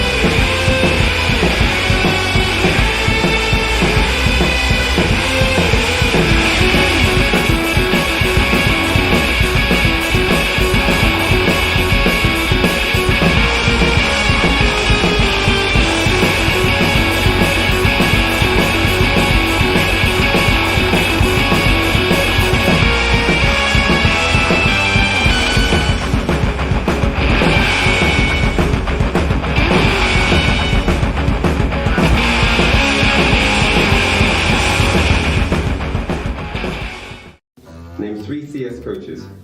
Amiran, Remy, and Amy. Who? Amy. Who's Amy? Amy guy. Serban. He was a player. Really? He was a player in FPX. Really? Yeah. He's a coach, huh? At some point, yeah, but the last role he had was a player. It's okay. But there were so many coaches you could have said. What was the first one? Amiran. The coach passing level junior. Okay. Amy, bro. It's okay. Name 3 things you throw on CSGO. Grenades, rounds, maps. That was good. Name 3 people that you are smarter than. Alex, Crims, and Keita. I could see that one coming. Name 3 players who've transferred teams in the last year. Transferred. Dupree, Magisk, and Monacy. Name 3 terrible video games. Valorant, Elden Ring, Fortnite, and Fortnite. Elden Ring, I said. What is Elden Ring? New game, bro. Everyone loves it. It's okay. Name 3 things people shout on TeamSpeak. Can't say that. I've got nothing. Not safe for work. I don't know. Offline and online. G2, Gambit, Navi. They were all wrong. Pero Name 3 things you are better online than offline. Gambit, Heroic, LFO. Nice. Very nice. Alex, name 3 websites you visit often. HLTV, Twitter, Facebook. There are other social media platforms that are available. Name 3 items of utility. Smoke, flash, HE. 3 thing Hunter hits. The... I got lost. How do you say opposite of cucumber, the other thing? Pickles. Like pickles, mushrooms. Losing items. Hey Future Pros, welcome back to Overpass. Today we have a quick little pop flash for you to learn. It is a CT flash for inside connector. To do the flash, drop into this corner. Aim at the intersection of these lines. Then underhand throw the flash. This should give you an easy kill to anyone creeping up connector. Hey guys, NIP here. We're gonna have to play a fun game where we have to guess whether or not the name that we say is a band or a CSGO team. It's gonna be exciting. Let's do this. Let's do it. All right, I'm gonna start with this one here. Yeah. These nuts. These nuts. Is that a band or CSGO team? This is a really tough one. Yeah. Yeah, I'm gonna have to go with a CSGO team. That's completely wrong. Really? That's a band. That's a band. Yep. These nuts. Yeah. They're for sure gamers though. That's oh, that's tricky. Fox Academy. Fox Academy. I mean, that gotta be a CSGO team, no? Did you find out answer?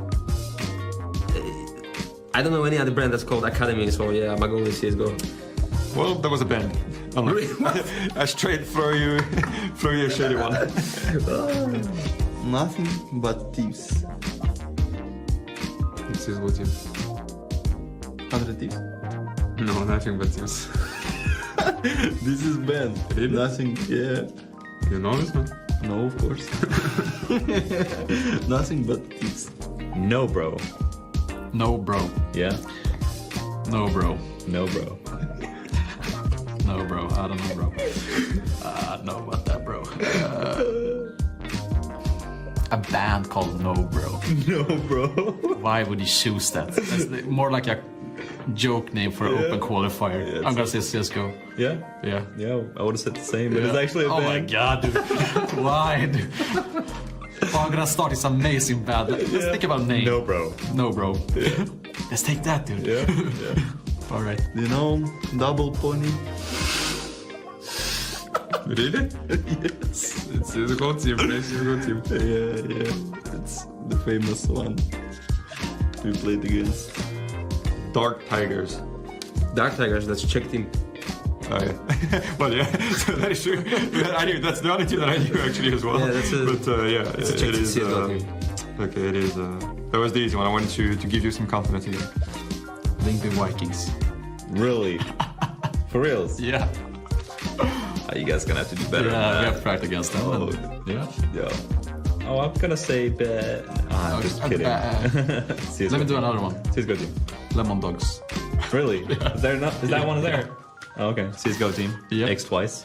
Okay, guys, so we just finished this game. It was pretty enjoyable, I would say. I have no idea where these names came from, but it has been very fun. Hello and welcome back, and I'm going to go over the key tendencies and strategies that can be found when preparing against FaZe's Overpass. Starting off on the T side, we first want to look at the key positions and who plays them. We should be looking out for Ross to be the outside B player, Rain to be holding inside a connector, and Twist as the A playground player.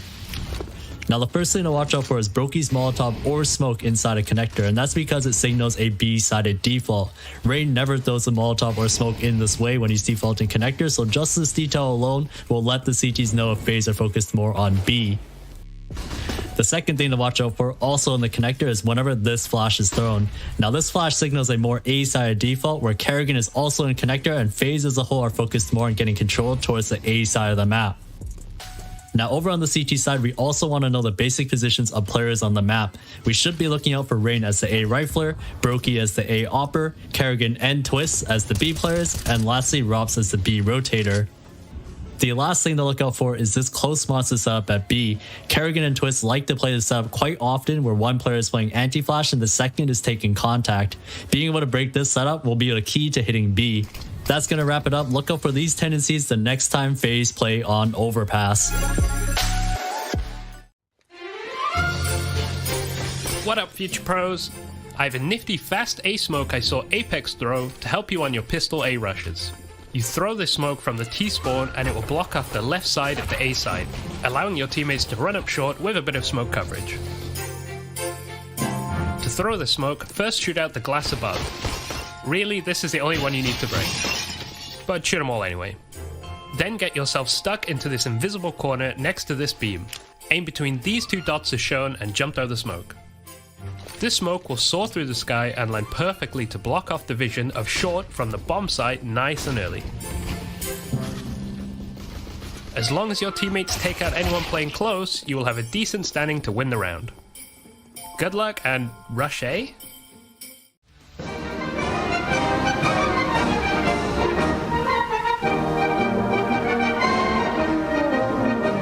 I'm gonna go for the back guy. Okay. On the back guy.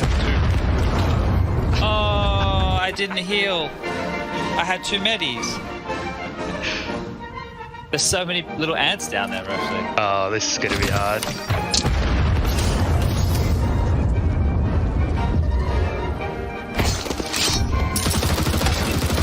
Oh, guy below rush, below the water tower. I'll show it. Yeah, good luck. Looks good.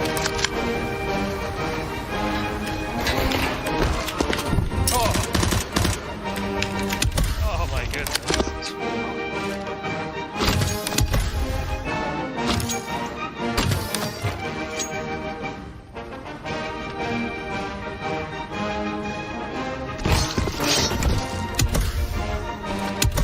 Both. Going. So getting pushed by the zone, coming, going around the back.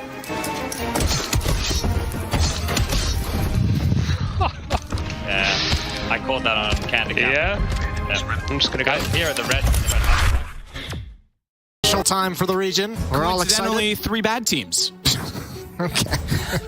I thought we were going to be build the whole fantasy situation going on and just take a dump on our parade.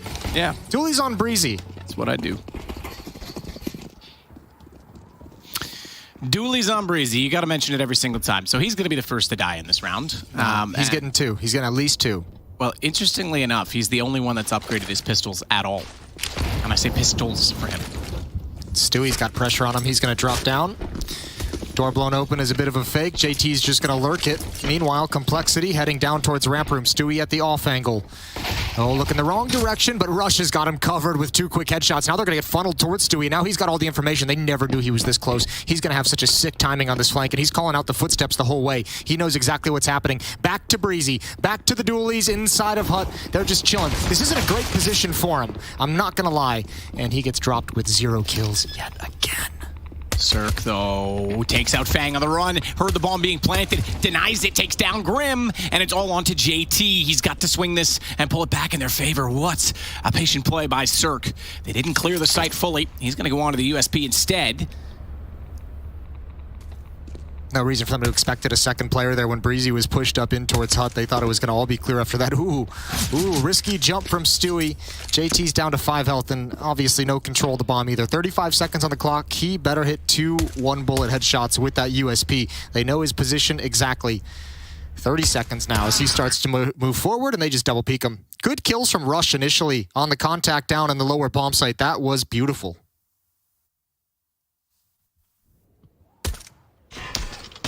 So once again, EG start off with a lead. Yeah, Rush did phenomenally well down there, didn't he? Didn't he? Cirque, as we said, denied the plants, never gave JT a chance in the round at that point.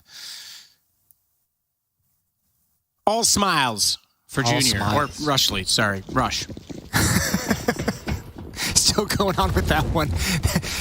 That's the most obscure reference. Okay? It's not that obscure. They got the same haircut. Oh, Tech9's, baby. Rush upper bomb site. Opening kill. Breezy's in some trouble. He's going to get swarmed. Absolutely swarmed. And Cirque just barely holds on with 20 HP. What is Rush doing at the top of that ladder, and why is it PG rated? He's going to work his way up it now. Smoke goes down in front of him. He won't be able to push through that directly, but automatic down below. Another ladder. So many freaking ladders on this map. Don't like ladders, huh? No, hate them. I hate the way they function in Counter-Strike personally, but it's just me. Okay. Well, still a dicey situation for EG despite the advantage in weaponry. There's no kit. Automatic has plenty of utility. He's coming up the vent, though. Not a great place to chuck it out. He's got to find some safety. Cirque just falls to his death. He misses the drop down, and everyone else is wiped out. Good round from Complexity. Change of pace.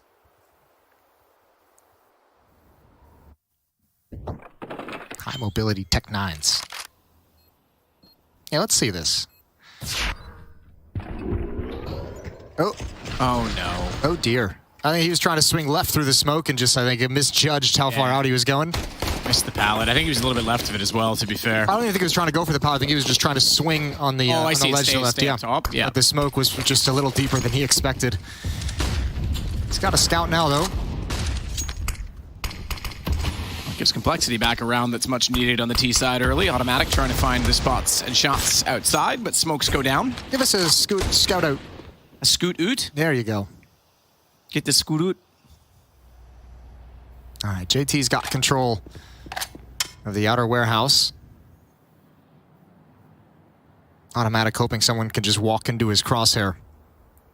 He's going to have to contend. There's going to be a timing. He's got every once in a while just check behind him.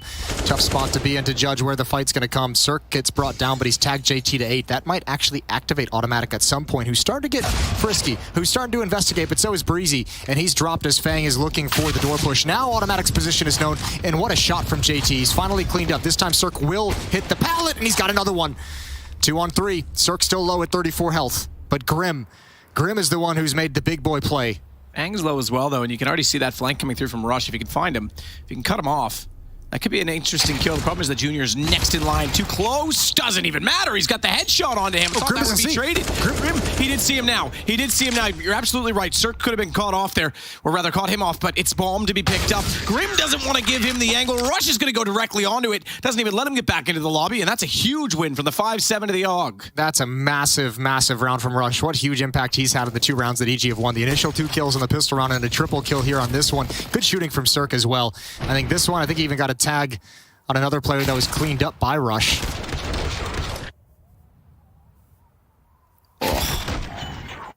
Yeah, that's pretty good from Rush. Knew he was going to be coming from inside of the site. Grim's not thrilled with that, and rightfully so. Back and forth, no successive rounds from either team yet.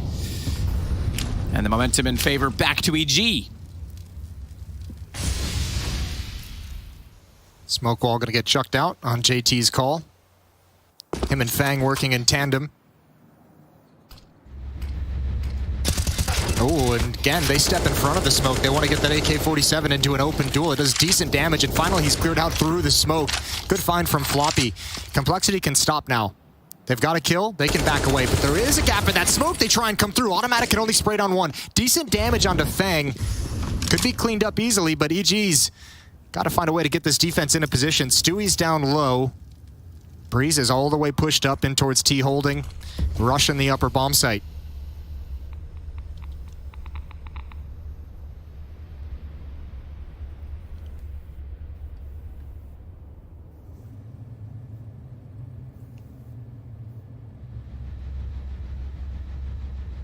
Complexity's had plenty of time and plenty of safety to get themselves in a powerful position, a wrap through heaven.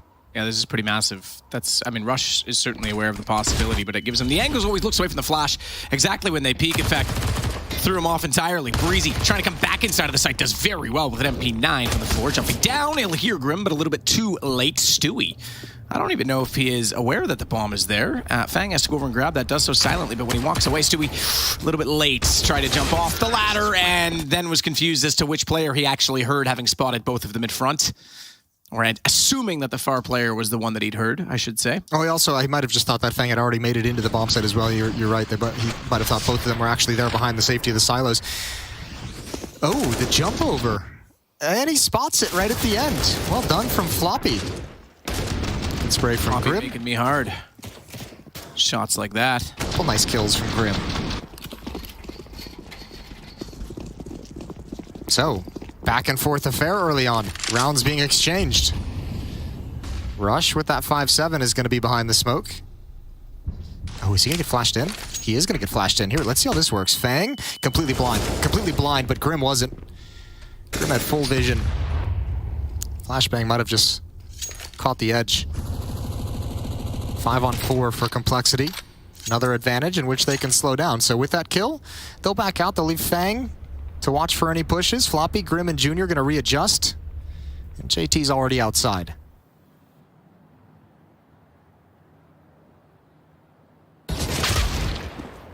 No luck for Stewie this time.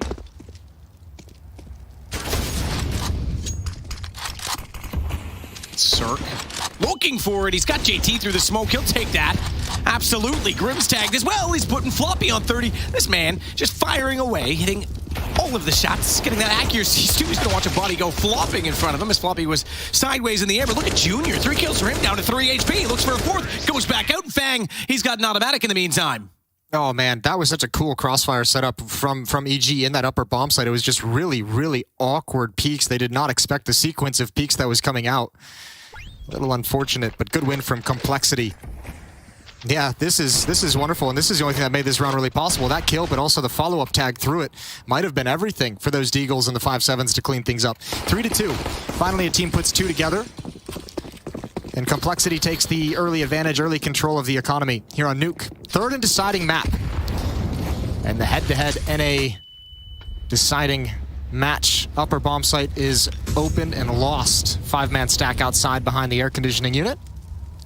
Bomb has been planted. Do it. Let's get all 5 streaming out.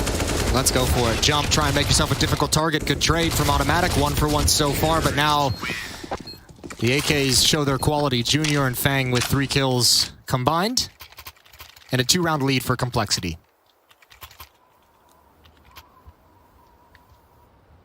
Two-round indeed, and an early lead for them. This is a lovely position to find themselves in.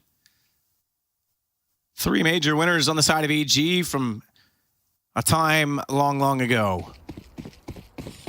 And as you say, players that they would have been used to beating in practice for years, suddenly arising to the top on the occasion. Give Complexity some credit. They've tried many things with their rosters and building out EU mixes with NA hopefuls, and maybe they found something better still with this current lineup. More potential here, Jason, perhaps. Indeed. JT, you gonna slip by the smoke? Go ahead, Jason. I know that's what you were gonna say. Yeah, we were on the same page there. He's gonna creep behind those smokes quietly. Just found his way into that outer warehouse. Is he our child? Is it Jason Trivet? That would be that. Yeah, a little combination. Unlucky for him. Yeah, poor guy's gonna have a tough time. Obviously, he's gonna have hair loss at an early age. I made it 5 days. Okay. I know you did. You held out for quite some time. Now it's 2 in 1 day. Special. I know. Special things on this Saturday. You guys are just joining us. This is the second of 3 best of 3s we have for you today. Coming up later on is going to be the marquee matchup of the evening. It's going to be Na'Vi taking on Astralis. You don't want to miss that one. Shortly after this match concludes. Opening kill for JT. Breeze is going to try and recover, but that is a unfortunate flashbang timing for him. He eats the whole thing. He eats that flashbang fully and can do nothing. Bomb has been planted. Good round from JT, 3 kills. Bit of a duel outside with Rush, who's going to win it out, but there's no chance he goes for this. 1 versus 3. He's got no kit, got no utility. Just got to try and find a way to save this rifle.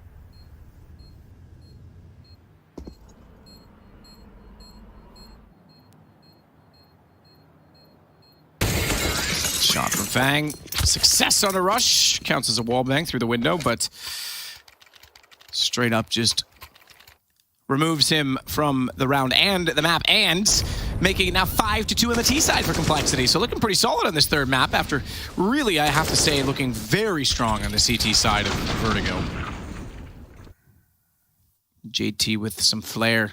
Smiles for Fang. Yeah, should be. Up 3 maps in the deciding map. This is great. And I mean, not just obviously for leading and for winning, but you know, probably Complexity wanted to put a little bit of strength and a little bit of build some kind of a resume behind the big words that they've dished out in some interviews.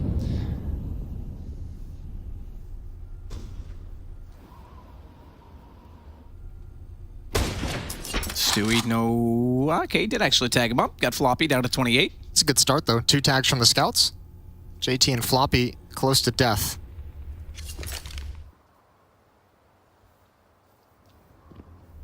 Rush might be the one to deliver it. Close indeed. Gun barrel.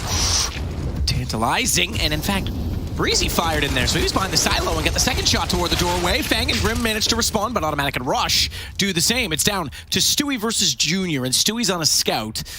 Junior. Oh, Stewie's reading this. Or this is actually all right. Oh, I thought Junior was going to drop down the vet. That would have been so sick if Stewie just had the jump on it. Junior looking for any indication of where Stewie might be playing. Both of them have no idea. This is going to be all down to timing. This is one of those weird clutches where both players have lost information of where the other one is and where he's going. 35 seconds on the clock. It's Junior who's got to make a move. Stewie's going to go check lower, putting himself further away from Junior's destination. No kit, no armor on Stewie. That Molotov is going to be the indication. He's got to be quiet, though. Doesn't want to give up his own positioning. What a tough, difficult clutch for Stewie. Pretty sick Molotov. Not that it's going to matter either way. So Stewie will go up above and try and use the sniper rifle. Junior back inside the hut, uncertain as to where Stewie could possibly be. Has his eyes looking the wrong direction, but turns back in time. And it is now... Oh, come on, Junior. You know, I'm here for it. He's all of the talk, and every round he wins, he goes and sprays the body. He's kind of asking for it eventually, isn't he? Perfect. Why not? 6-2. Look at it, as long as you can handle it. Yeah, he can't handle a Molotov. But yes, I mean, I do welcome a bit of banter. I love a good teabagging. 6-2. 4-round lead. Speak for yourself, Jason. Get into your extracurricular activities. Jumping quickly, 2 drop down. Automatic's aware they're both there, but it won't matter. They both get the kill. Cirque's out late, does get the headshot back into Floppy. No, but they've lost complete control of the outer yard. Look how quickly Fang is going to be up here. They're calling out this possibility, and EG's defense is likely to be scrambling. Rush has already dropped down low. Breeze has to push lobby because they don't have any control, and he had no more support. Him and Stewie both control the T-side lobby. Down to the lower bomb site we go. Rush, the man with so much impact so far in the game for EG, is going to be the point of contact down here, and he's got Cirque nearby to help recover with that op-down ramp room.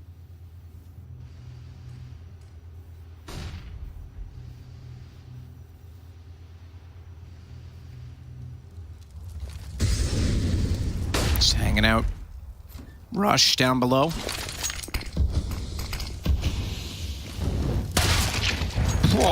Oh, Junior, welcome to the party. Cirque's got JT back. JT with the shot. Oh, look at this. This flank is so sick. Yeah, Cirque's dead. That op's gone. Flash, checked, cleared. Oh, Fang has played this round so well. I mean, Complexity's played this round so well. Stewie and Breezy to try and recover. Again, no kit on either of them. It's got to be quick, and it's got to be soon.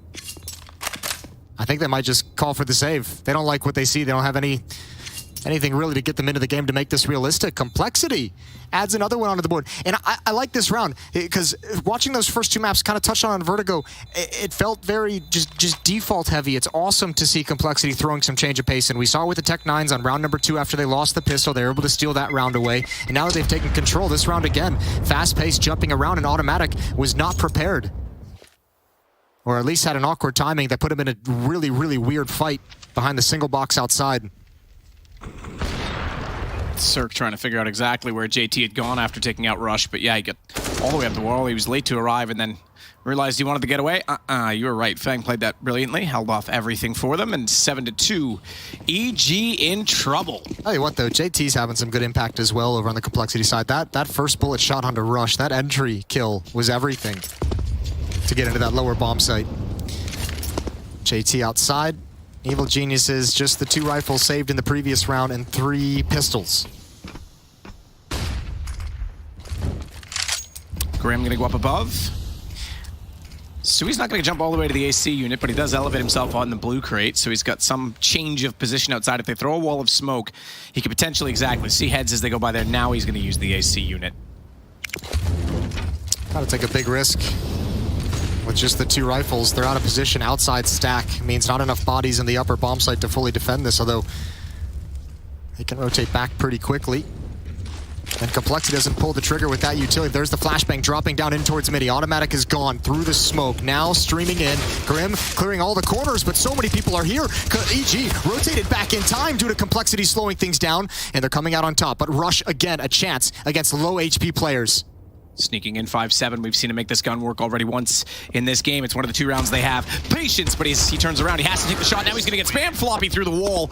And he would have gotten Automatic through that smoke. We cut away. When he threw the flash, it would have hit his body. So he knew exactly that he was right in front of him. So good kills from Floppy, both without vision. And now immediately they're up to an 8th round already on the Complexity side. Yeah, Floppy's got to be so... There it is. Watch this.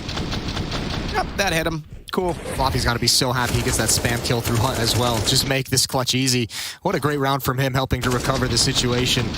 Spamming through, even tracking to the left as well. Smart play from Floppy. Anyone wondering what that replay mode's called, that's word.exe. Brought it in for this event to give you guys a bit more insight to the rounds. Automatic waiting outside once more. Flashes go, well, truly beyond his position, but Floppy's just going to walk in this time, straight up. Breezy will at least put him down and make it a level situation. No, Automatic has to win that. Nice, I'll give JT credit. Nice shot. Cirque's going to finally grab him outside. But that was fast from JT and too slow from Automatic. This is great. Complexity is not intimidated in any way by EG at the moment. Just walking in with confidence into these fights. That's got to be frustrating for Stewie. To have that battle go against him, probably not expecting it whatsoever. 8-2. You've lost outside control, so again, you're going to see them push in towards lobby. Nobody's there for the T side, so they'll call it out clear. Rush playing under heaven. But if he makes a misstep, Grim is certainly in position to punish. Towards the lower bomb site we go, where EG have no defense at the moment. Cirque and Hut, Breeze and Squeak Door. Rush is heading towards ramp room now.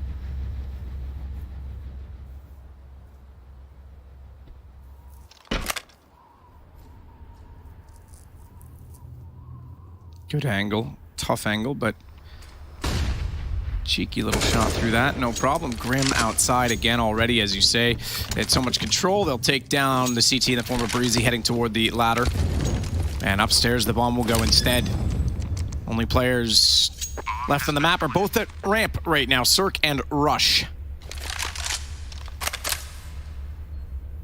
And that dwelling might be the den for which they elect to wait out this round. Are you gonna go for this? This would be. I'm gonna say no. I can't. I don't recommend it. Okay, it's not something I would prescribe to my patients at this point. You know, the only thing running through my brain at the moment is just how much of an indication this would, like, what a great showing of just how, I guess, disappointing EG has been early on in this lineup's lifespan if they're to drop this to Complexity and kind of, then you really do. This is kind of the match that will establish the hierarchy. It's obviously Liquid at 1, 2, and 3 are up for grabs here, but Complexity piling on them on Nuke. That would be so disappointing for the players who have such a great legacy and pedigree in North American Counter-Strike. And it'd be such a great win for the youngsters of Complexity to be able to take it over and kind of move up that hierarchy as well. And it's certainly a sting for EG and a wake-up call. As you say, that RMR coming up not too far from now as well. These guys want to be at the major, no question about that. Even Kassad mentioned it, a guy a coach who's been through a lot of teams and just says, yeah, if you're to lose here, if you're EG, like there's nothing really you can say or do. You just have to kind of like try and forget about it and just focus fully on the RMR coming up. But man, a loss here is going to be a tough one to swallow, a tough one to forget about and put behind you. More so because you know that JT is probably going to make a few stabs here and there about it. Or sorry, Junior's gonna make a few stabs here and there about it. I don't think so. You know, Junior's not. I don't think he's going to directly. Yeah. It'll fuel his argument, right? He's not much of a smack talker. Just a bold statement in an interview. Sure, but I think that stings a bit now if you're on the end of that, right? Sure. He's not going to directly chirp them, but he will definitely. You know, you're going to be aware of the fact that he's speaking about bragging rights for years. JT, gonna turn the corner, and he's got Automatic, who just eating a flashbang. Some of these flashes from Complexity have just been so damn good. Rush on top of the box, the NAF position, the NAF spot.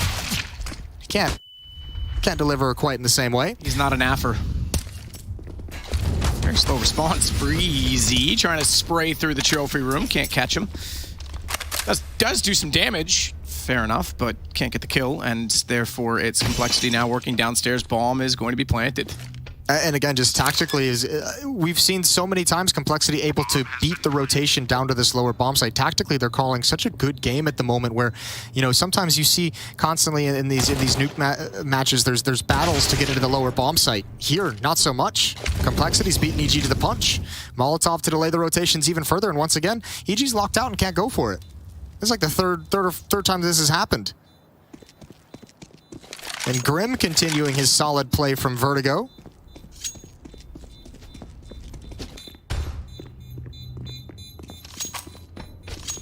Yeah, he's looked great this series. Not someone that during his Liquid time that I was overly convinced by. And neither were they, apparently, because here he is now in Complexity, but today showing a bit more grit in his game. Perhaps we'll see more of these guys as they continue to develop.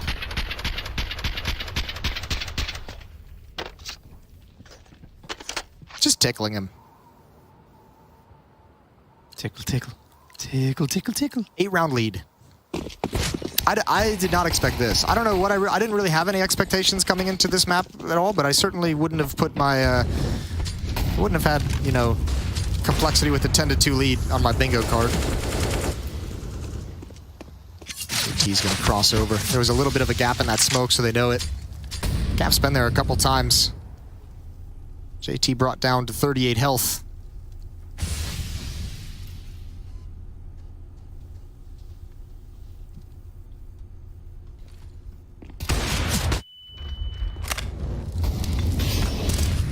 Shots, Stewie, no success. They actually saw Stewie shoot.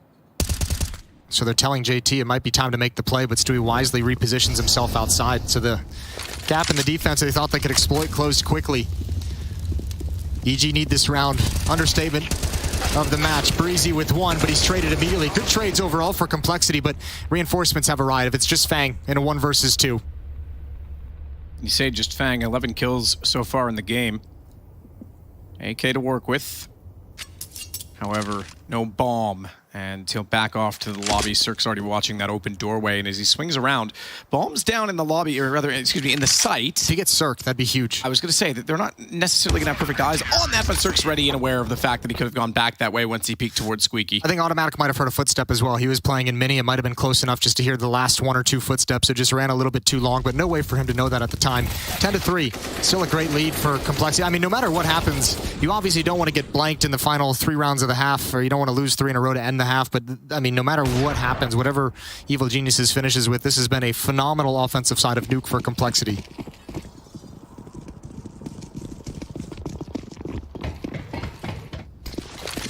So up the ladder we go. JT going to be self-flashing around the smokes outside. Checks the close cubby because they have had Automatic there a few times, but he's not this particular round, so he and Grim will continue their advancement at outside. Smokes come late. They saw Cirque but couldn't do anything of it, and now Grim just runs for the doorway. He doesn't want to get taken down, as there was 2 players that easily could have done that damage.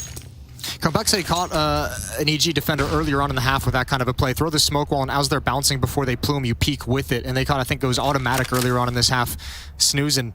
This time, Cirque with the op is trained, and he was ready for it.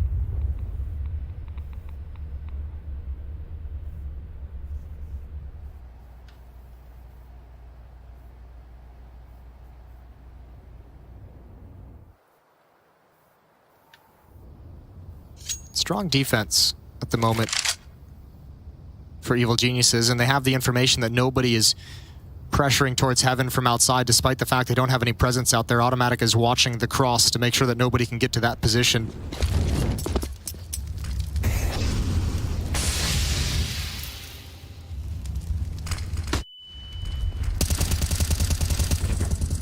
Quick shots. Breezy and Stewie with the kills.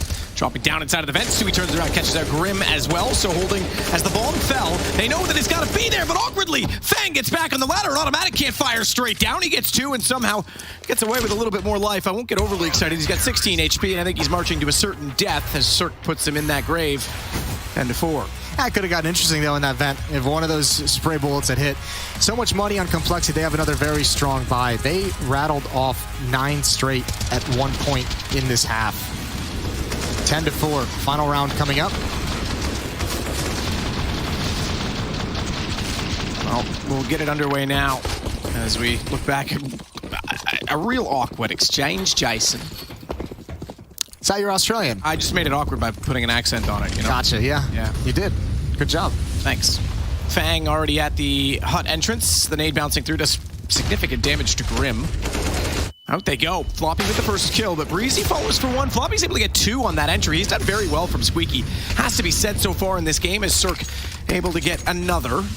The only one really fragging right now on EG is Cirque. He's at 17. That's a pretty solid half considering the scoreline 10-4 against him.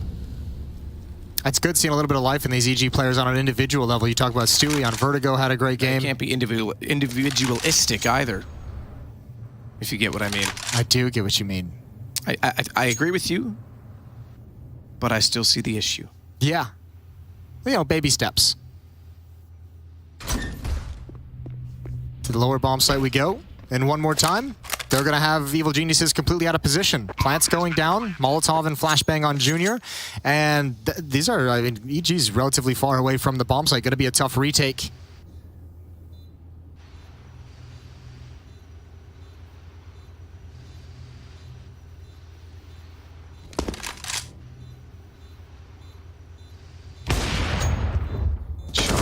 Successful. JT pops up. Cirque goes down. Retake not looking good, but Rush does get floppies. Falling to Junior. A one-on-one ensues as he taps bomb. He's got the kit. Looks toward the control doors. They're wide open, so he's very wary of them. He's got to stick Little it now. does he know. It's got to be decontamination, and JT comes out late. Time was already gone, and it is 11 at the half. Complexity in full control, potentially to take the North American matchup. We'll be back after this halftime.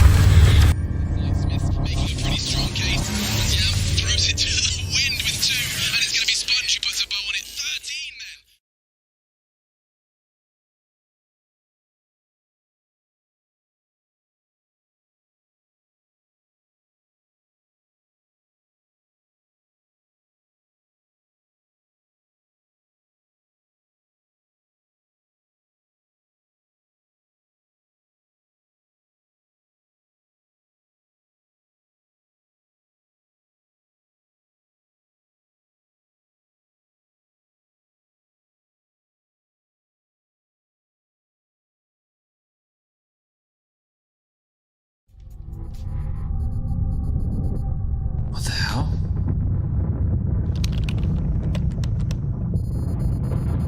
Follow the brown bear?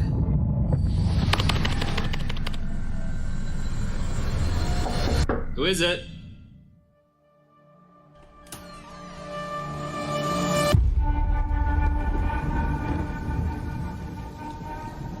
I know you fear this prison. A prison you cannot smell, or taste, or touch. A prison for your mind, for your soul. I want you to break free. And I know you want to. You want to feel the taste of victory on your lips once more. And so, the choice is yours. You take the blue pill, and the story ends. You wake up in your bed, and you're coaching that spawn-based Counter-Strike you've always been dreaming of. Or, you take the red pill, and I show you how deep the casting rabbit hole goes. The team you're coaching? Cloud9.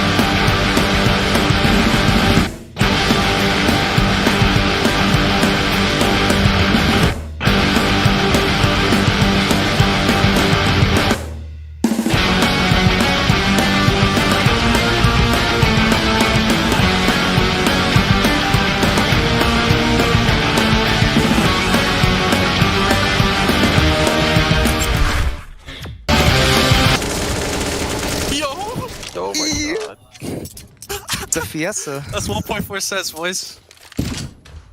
Oh my god. Dude, imagine you killed that third guy. Holy f***, That's lost in the sauce, bro. Got me an op, Ricky? I like Grim's deadpan delivery. It's a fiesta. I prefer a siesta. 11-4. No siesta now. No time for that at the moment. Maybe afterwards. They've got 5 more rounds, Complexity, and they take the series. Floppy sees a lot of bodies coming his way. He drops down, and Evil Genius is going to press the issue towards him, but there's 2 players here. Oh, this is perfect. This is perfect for Complexity. JT takes attention. 1 player makes it up. There's Junior. 1 more. He needs a 3rd. He's just going to stick it out. Fight till he dies, but look at the HP on Stewie and Rush. Drop that bomb temporarily as well. Another kill down below. That could have been very, very awkward because they wouldn't have been able to advance to the site at all. No way! Stewie, 2K! A sick one at that as he's down. As you mentioned, with only 2 HP, he gets both kills. 2s in every way all day, and it might be the round in the pistol for his team as a result. Rush will plant the bomb. 25 HP only for him, and Floppy is wondering what the hell just happened. Yeah, stand between those 2 trophies. Teabag them on the wall. Teabag him, Stewie. You've been waiting the whole game for it. Floppy trying to recover. It's going to be so hard, near impossible. Triangle setup. There's so many crossfires that can be sprung into action. And Floppy realizes the game is lost. Nobody's given him any mistakes to make this possible. Oh man, you can't even fault Complexity for chasing after that kill because that was confirmed damage. They had to have known they had him low. But that one, if Complexity goes on to lose this, that's going to be a brutal pissed around to go back and watch. Spectacular shots from Stewie. You love to see it.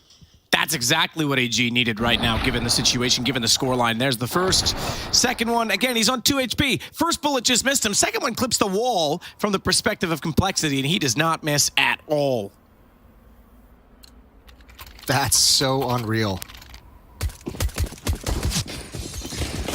The switch back to 10-24, working miracles for Stewie 2K. Here we go, Breeze and Squeak Door. He'll work his way out, AK-47 in hand. Bold position against the pistols, but he's got Rush in support.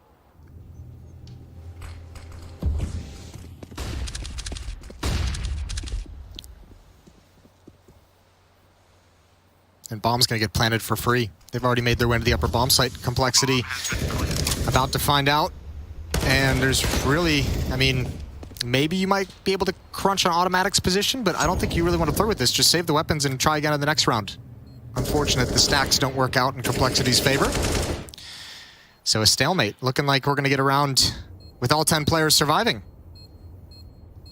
The rarity, but we'll take it. Pacifists in round number 17. Isn't this what they call the Jaden round? Yeah, they. Oh no, wait, sorry, that's when they have like a bonus round. Ah. Messing up your own inventions. Oh, I didn't invent that. That's what they call it. 11-6.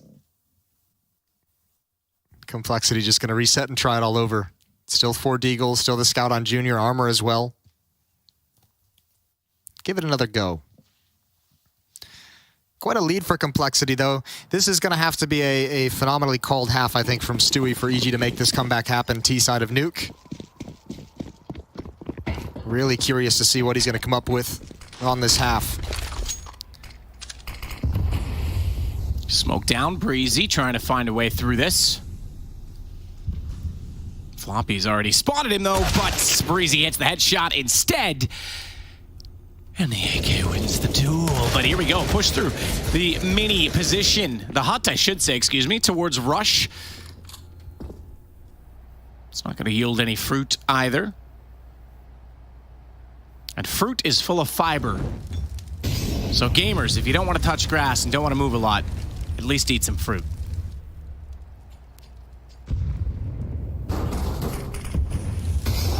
Oh, unfortunate. Unlucky.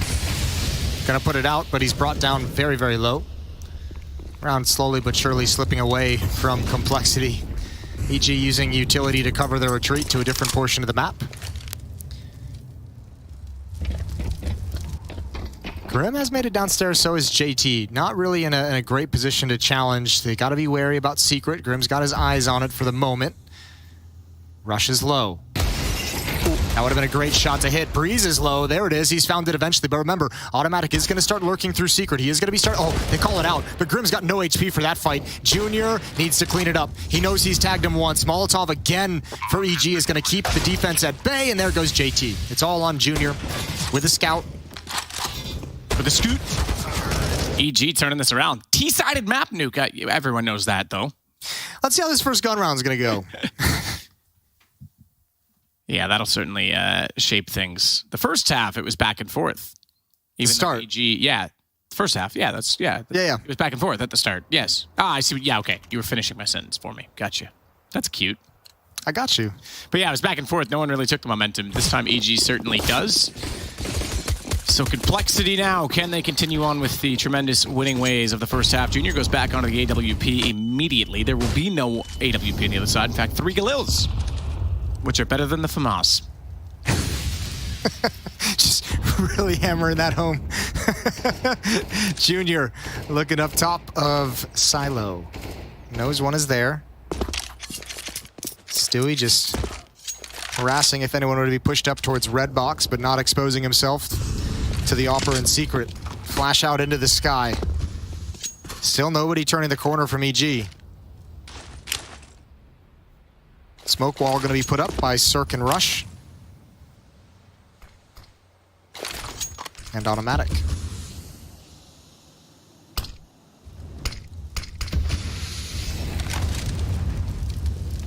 JT's going to play behind him. Junior still in Secret. This looks to be a pinch towards the upper bomb site. Rush, Breezy, and Cirque all waiting outside of Hutton and Squeak Door room. Waiting for these outside players to find some comfort. Good timing from Automatic. And he goes Breezy around for 2. Fang and Grim both go down. Automatic swinging outside. And he'll catch the single trailer park girl that went around. Okay. Outside. Well, those are some shots from Breezy to start things out. That is super impressive. That's got to be frustrating for Fang, dropping in, getting picked out of the sky, pinned against the back wall. Junior now left alone in a 1v4 with his op. He's been in Secret this whole time, and he hasn't seen any action. Hasn't even been able to fire the op. First round that he's bought it. And if they decide to hunt him down, that's going to be sad times for young Junior. I'm sure Cirque would welcome an AWP, even though it's on the T side. Remember how hot he was with it in the first half. 19 kills, he still leads the way. We're going to have a 3-round game. Junior does fire at this time. Stewie 2K goes down, but they know they're going to be hunting him. Good follow-up, but was uncertain as to where else they were going to be coming from, and Rush goes and takes that gun from him. This is so sick. What a shot. That's ridiculous. Yeah, that's unreal. Even the follow-up onto Grim. Comes outside, cleans up Floppy. Beautiful round from Breezy. That's going to be frustrating, yep. 3-round lead now. Evil Geniuses digging into it. 11-4 opening half for Complexity. Similar situation. We kind of touched on it at one point during this series that we hadn't seen too often Complexity able to kind of play from the front. You mentioned that they did get a chance of it against AGO. They did win that first map and weren't able to close out the series. Here, winning the second map, tying things up at 1. Commanding lead that might be slipping away.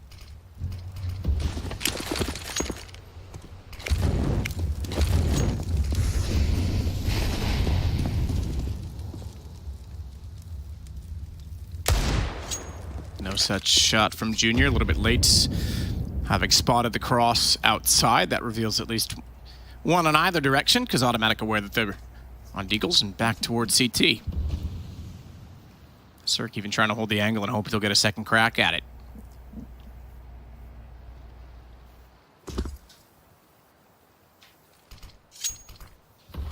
Four assists in this game, Cirque.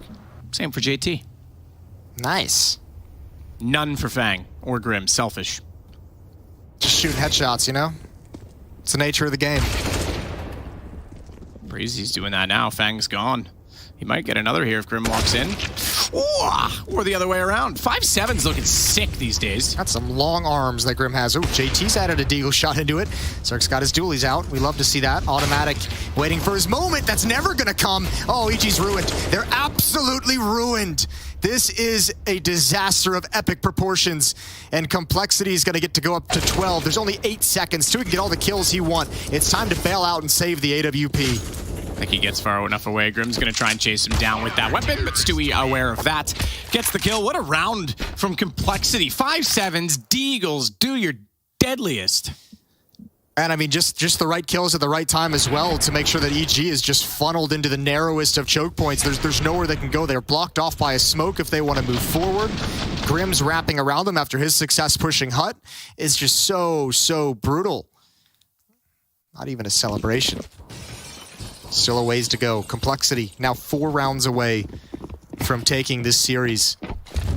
In the context of the group itself at Pro League, not much on the line, but in terms of pride in North America, everything on the line. What is this exchange?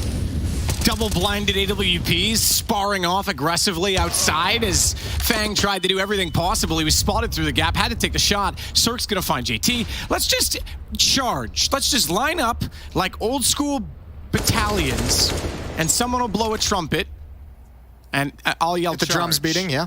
Yeah, and we can just spar outside like that, just straight up. I'm down for it. I like it. After the kind of slow pace that we had on Inferno and Vertigo, it's nice to see both these teams having a little bit of pace and speed to them. You mentioned Cirque is going to like having that op. He does indeed this round. 2 kills with it. The awkward blind op battle initially, but then the cleanup picking JT off as he tried to find a second kill.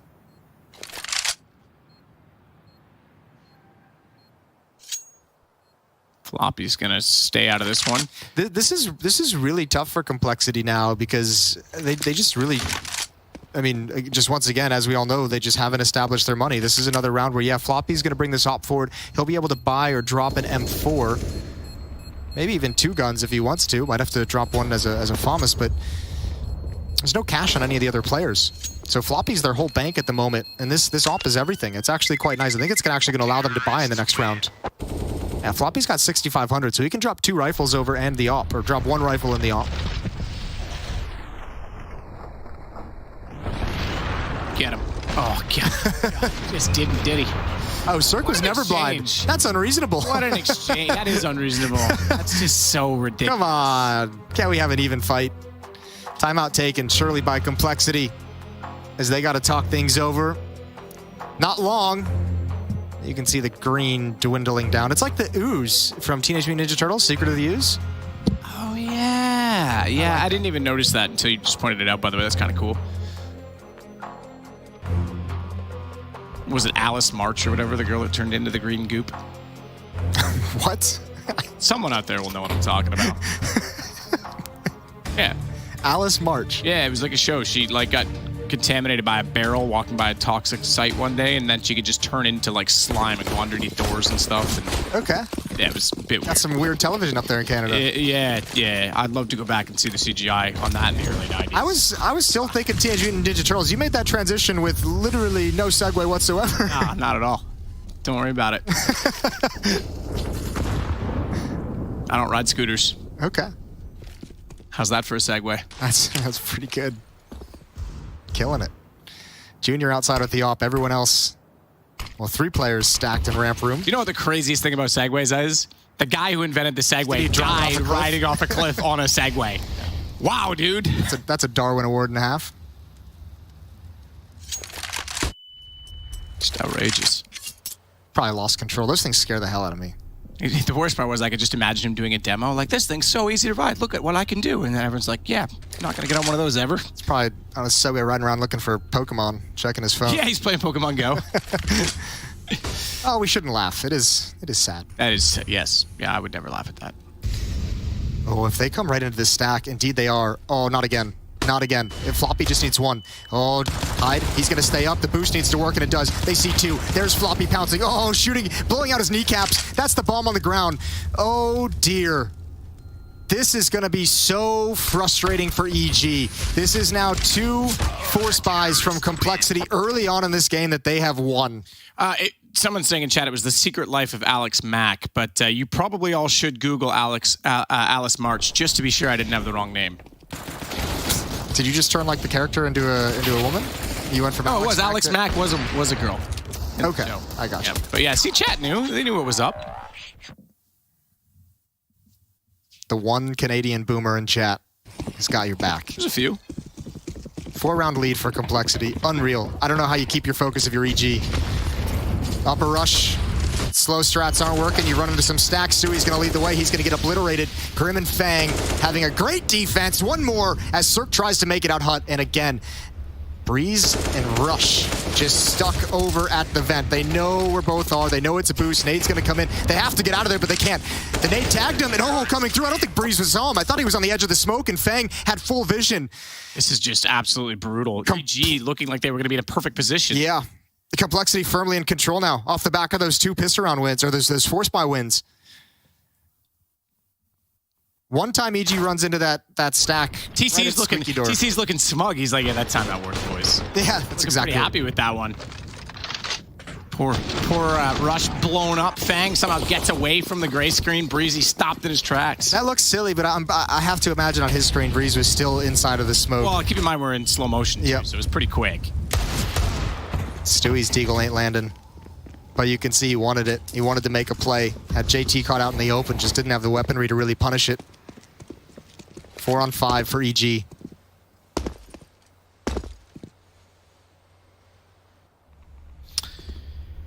All right.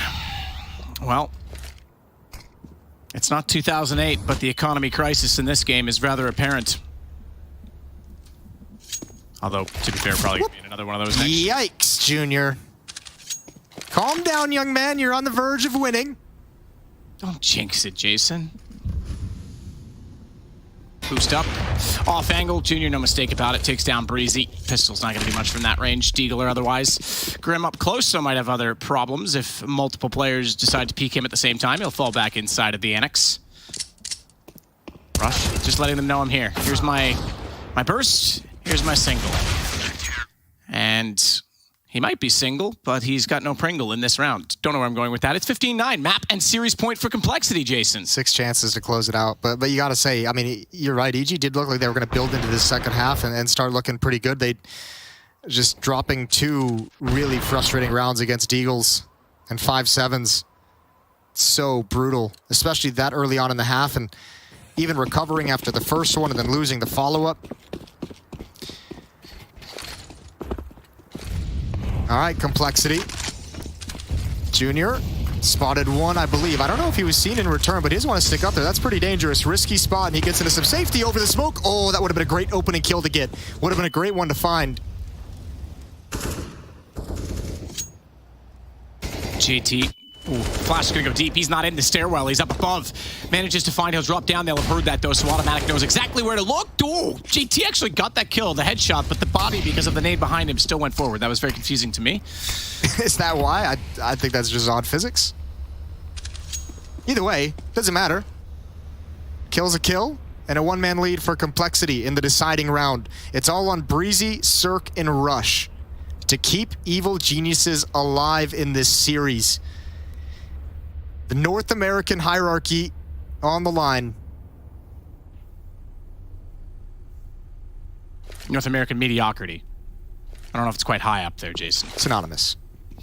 It's, now look, it's nice to see multiple teams in this battle. I think a little bit of a feud between them is good motivation and will propel one of them to greater heights, for sure. Bomb is dropped outside at the box, outside of T spawn. That's actually going to chew up like 10, 12 seconds off the clock as Rush has to go get it. Things slow down. Cirque towards the lower bomb site.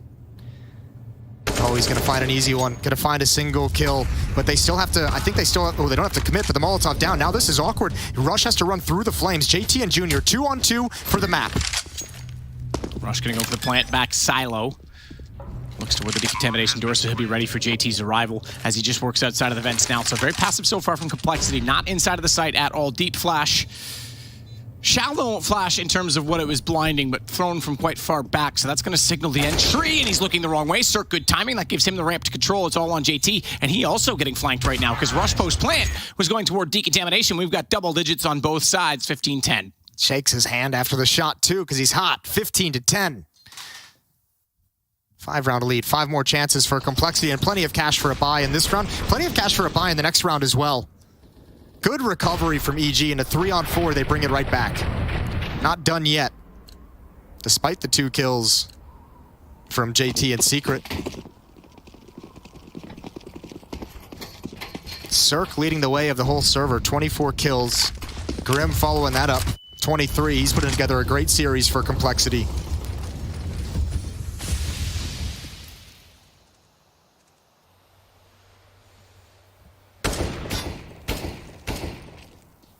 JT looking for a shot. Smoke's going to be fading momentarily, so he'll have to back off of that position. Breezy might want to put a gun in that hand rather than a knife, considering Grim is on the other side of the doorway. He as well, though, knowing that there's a timer on the play, will go for the fadeaway jumper as he sprays through it. But he ain't no Michael Jordan, tell you that much. I almost said Michael Jackson. I don't think he's that either. Junior's going to take down Stewie. Good shot outside. That starts it off. Complexity with the man advantage, still trying to close out the series. JT forced back down the stairs, though, will give Automatic a bit of room to work outside. And with the wide wall, he wants the yard.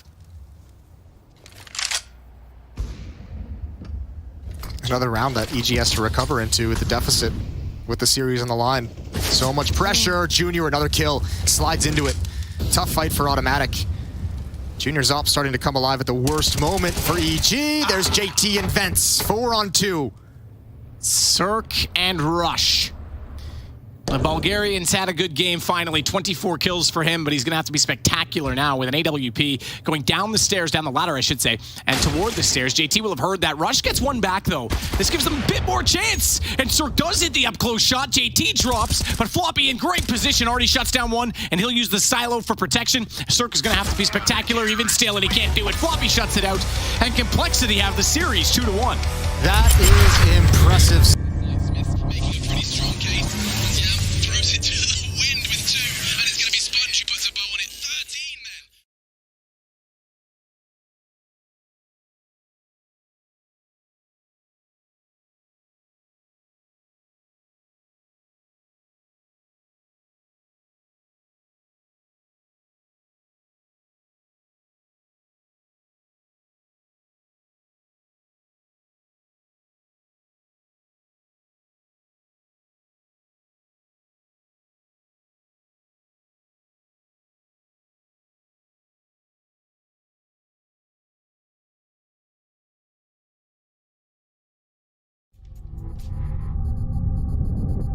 What the hell?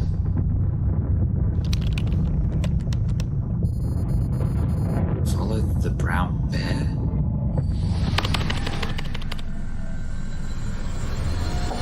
Who is it?